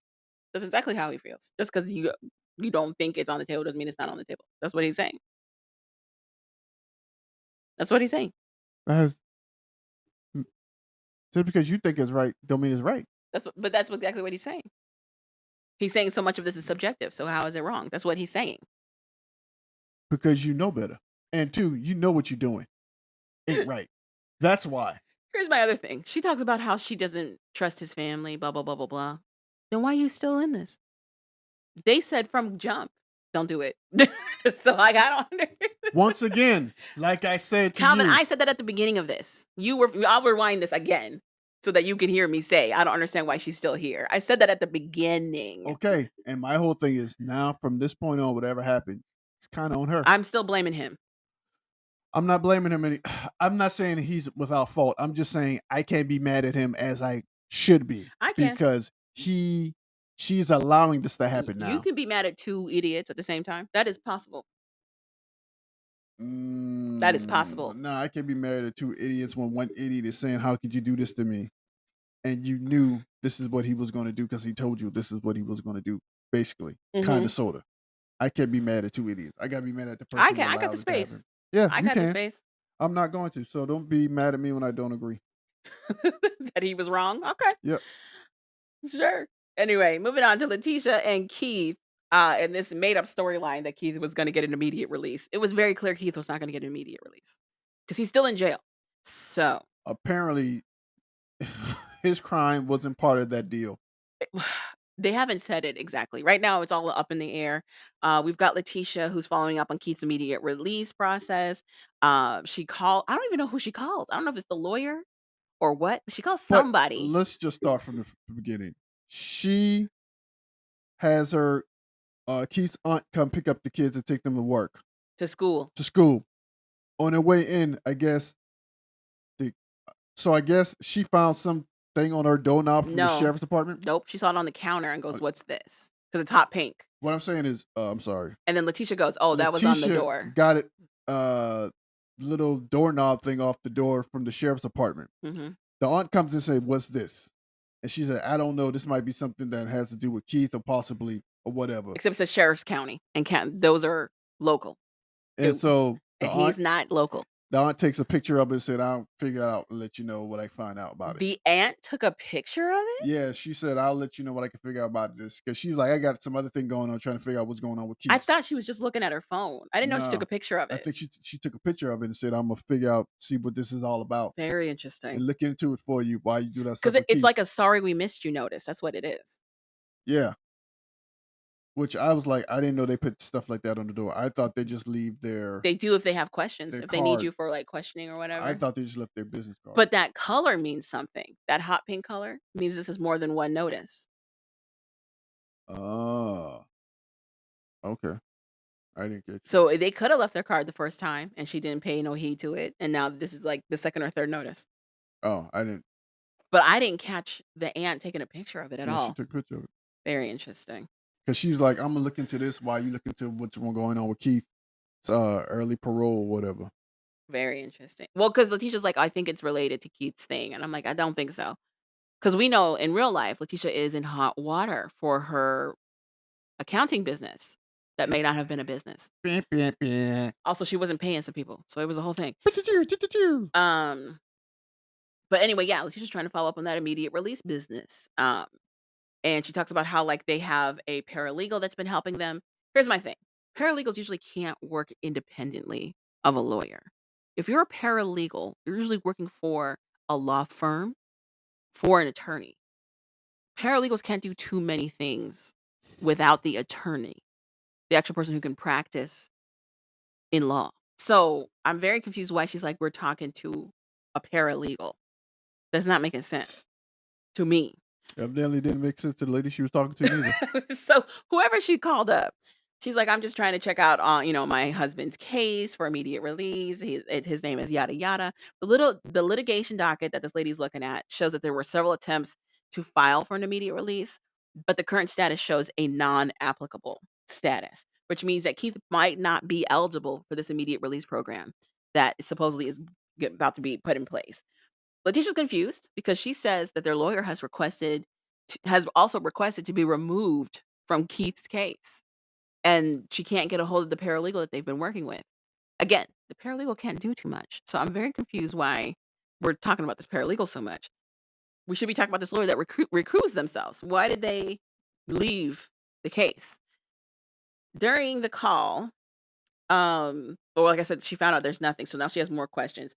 Then it's her furiously trying to get a hold of the paralegal. She can't get a hold of that paralegal. And also this looming sheriff's office notice that's in the wings of whatever that means.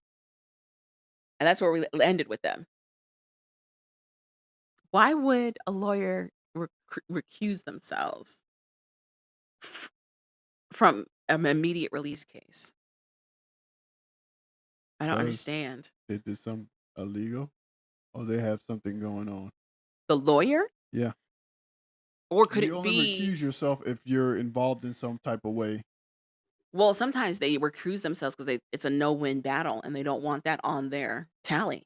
That's also accurate too. It's very interesting how this is working. Anyway, so that's them. You got anything else about Letitia and Keith you want to talk about? That's pretty much all the whole thing. She was trying to Yeah. figure out and trying to get in touch with the lawyer or Mhm. paralegal dude who Okay. I guess took $1,000 from them. Interesting. All Whatever. right. Then we got a brand new couple.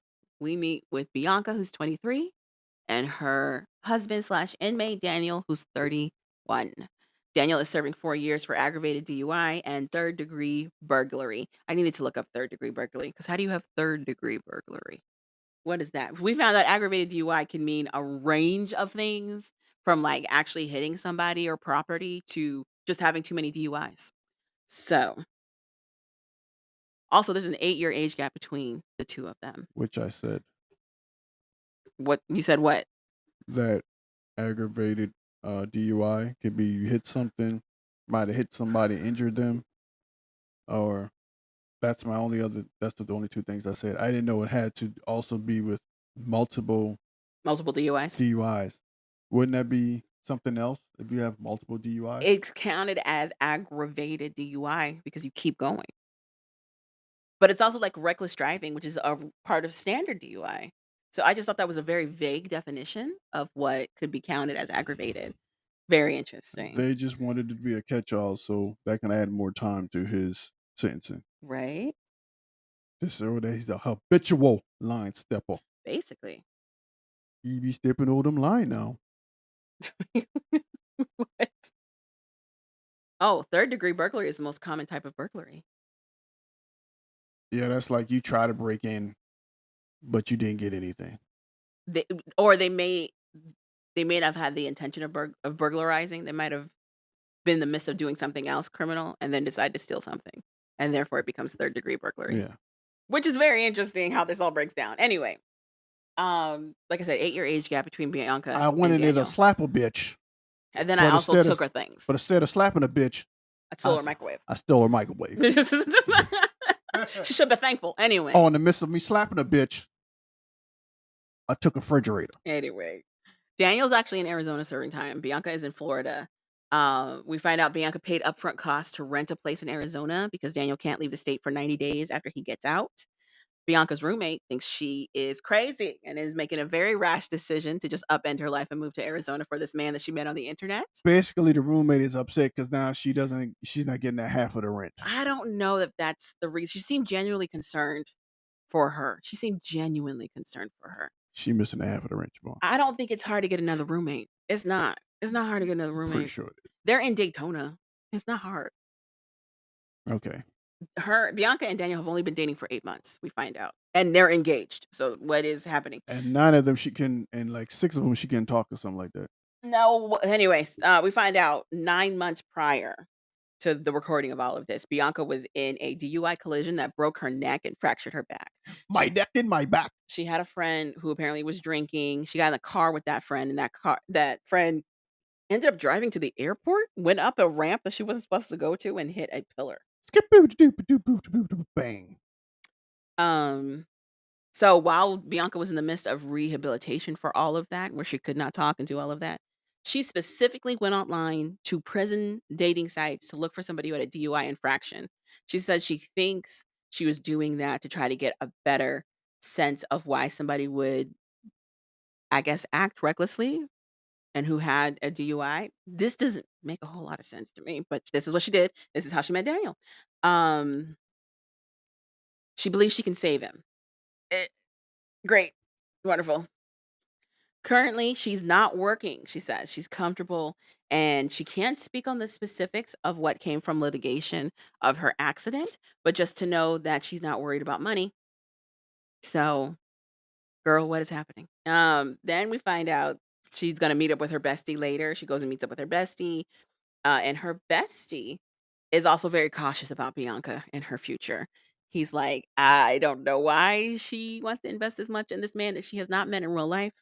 Um, but also as somebody who also dealt with his own addiction issues, he understands what it's like to live a life of sobriety. And he has a conversation with Bianca about like what's going to happen when Daniel gets out. Is she going to keep drinking around him or what? And Bianca's attitude is very much like his drinking issues are his drinking issues. It shouldn't stop me from having a good time. I'm like, that's not how it works usually That's not when you're how with somebody who's trying to be sober. That's not usually how it alcoholism works. works. That's not how it works. It's so crazy, which was followed up by a call she gets from Daniel's mom after she does, like, a little check-in, and Daniel's mom seems really happy with Bianca, and she's like, "Yep, he's about to get out." He says he's gonna make it sober this time.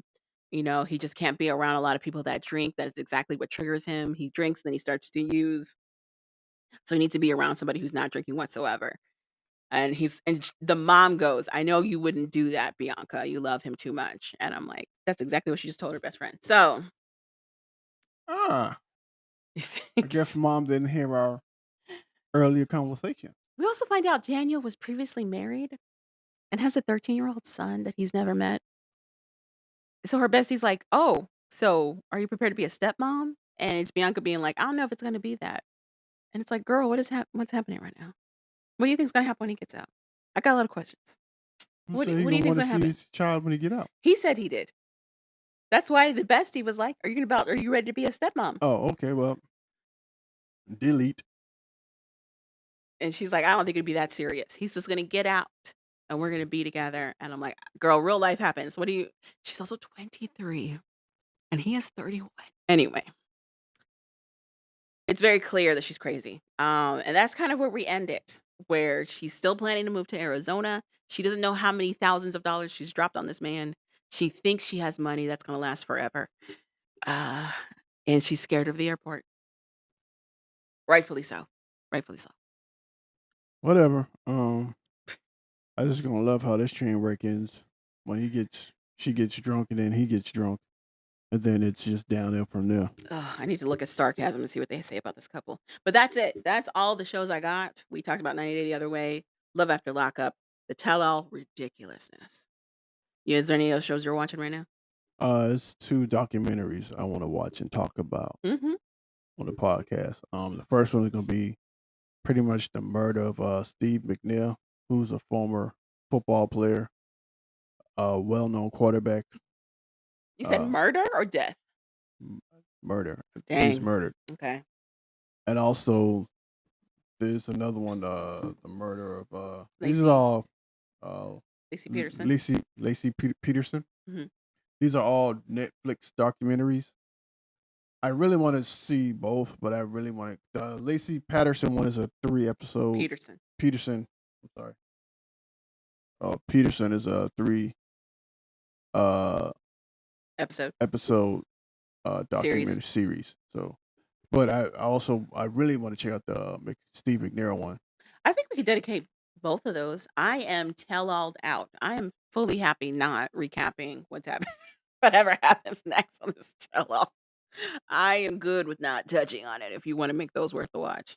Alright, so, yeah, I'll probably make the first episode for the Lacey Peterson, and then if according to how much the Steve McNair one is, because that comes out Tuesday. See how long that is. But yeah, 'cause I really want to find out what happened.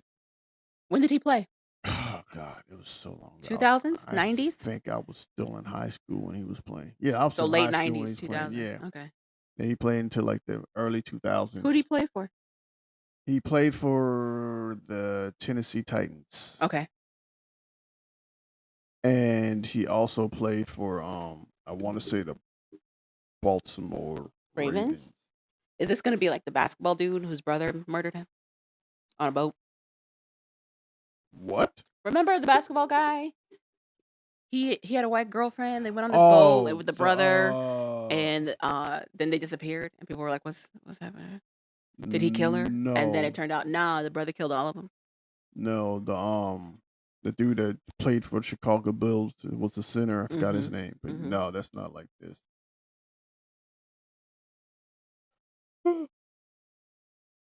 Anyway, it's just dead air right now. So that's gonna Yeah. plan. And that's it. That's all I got. You got anything else? Um. Oh, he played for the Baltimore Ravens and the Tennessee Titans. Which is what you said before. Yeah, he was a really good quarterback, like really good. He played for I want to say Alcorn State University, where he put up ridiculous numbers Mm, passing the ball. okay. But he was a really good quarterback, but Okay. was murdered. But yeah, that's the only 2 things I'm watching. My golf season 2 is finished. I watched all of that season 2. It's called R- it's Uh, called golf. it's called Rising Impact. Mhm. Riveting anime on Mhm. golf. Riveting. Mhm. Scrumptious. Okay. Amazing watch. If you like golf, you'll love this. Just remember it's anime. So it's a lot of how did he do that? And inner thinking, inner monologues. Oh my god. If I just for the wind, He must have the golden eye. if I make it as a birdie, I'll still have 13 swings. How did he make that? That's impossible. So it's like golf meets Naruto meets like Dragon Ball All of them are Z. like that. The basketball one was like that. Yeah, The volleyball one was like that. yeah. So I'm waiting for a football one. they had a football one. There you go. I used to watch that one too. I can't Is there a remember what it cricket was. one? Is there a breakdancing one? No, no. I forgot what the football one was. There was a kid who was slow, but he can see the holes faster than anybody else, so he Mhm. can get through the holes. So yeah, I'm gonna find the football one Oh and watch it. gosh. Okay. Thank you. You gave me something to do. Great. But anywho, I think this is the shield something Not the shield hero. because he used to wear a black shield Okay. in his helmet. Why? I don't know, All right. but it was good. Okay. Anywho, that's pretty much it for me. That's all I'm watching. What are you looking at other That than wrestling? wrestling. That's it. Oh Wrestling. my god! It's fun times. When is that wrestling that we're gonna go see? September. Oh well, here goes my life in September. There's 2 wrestling events for us to go to in September. Oh God, I can't It's fun. wait. I can't. I enjoyed it. All right, that's all If I got. anybody else out there wants to save me from this, You don't gotta go. I can go by myself. Yep. No, we know that's not happening. I can. And then I have to walk around this house with a disgruntled employee. No. Employee. Yeah. Wow. Disgruntled employee. Okay.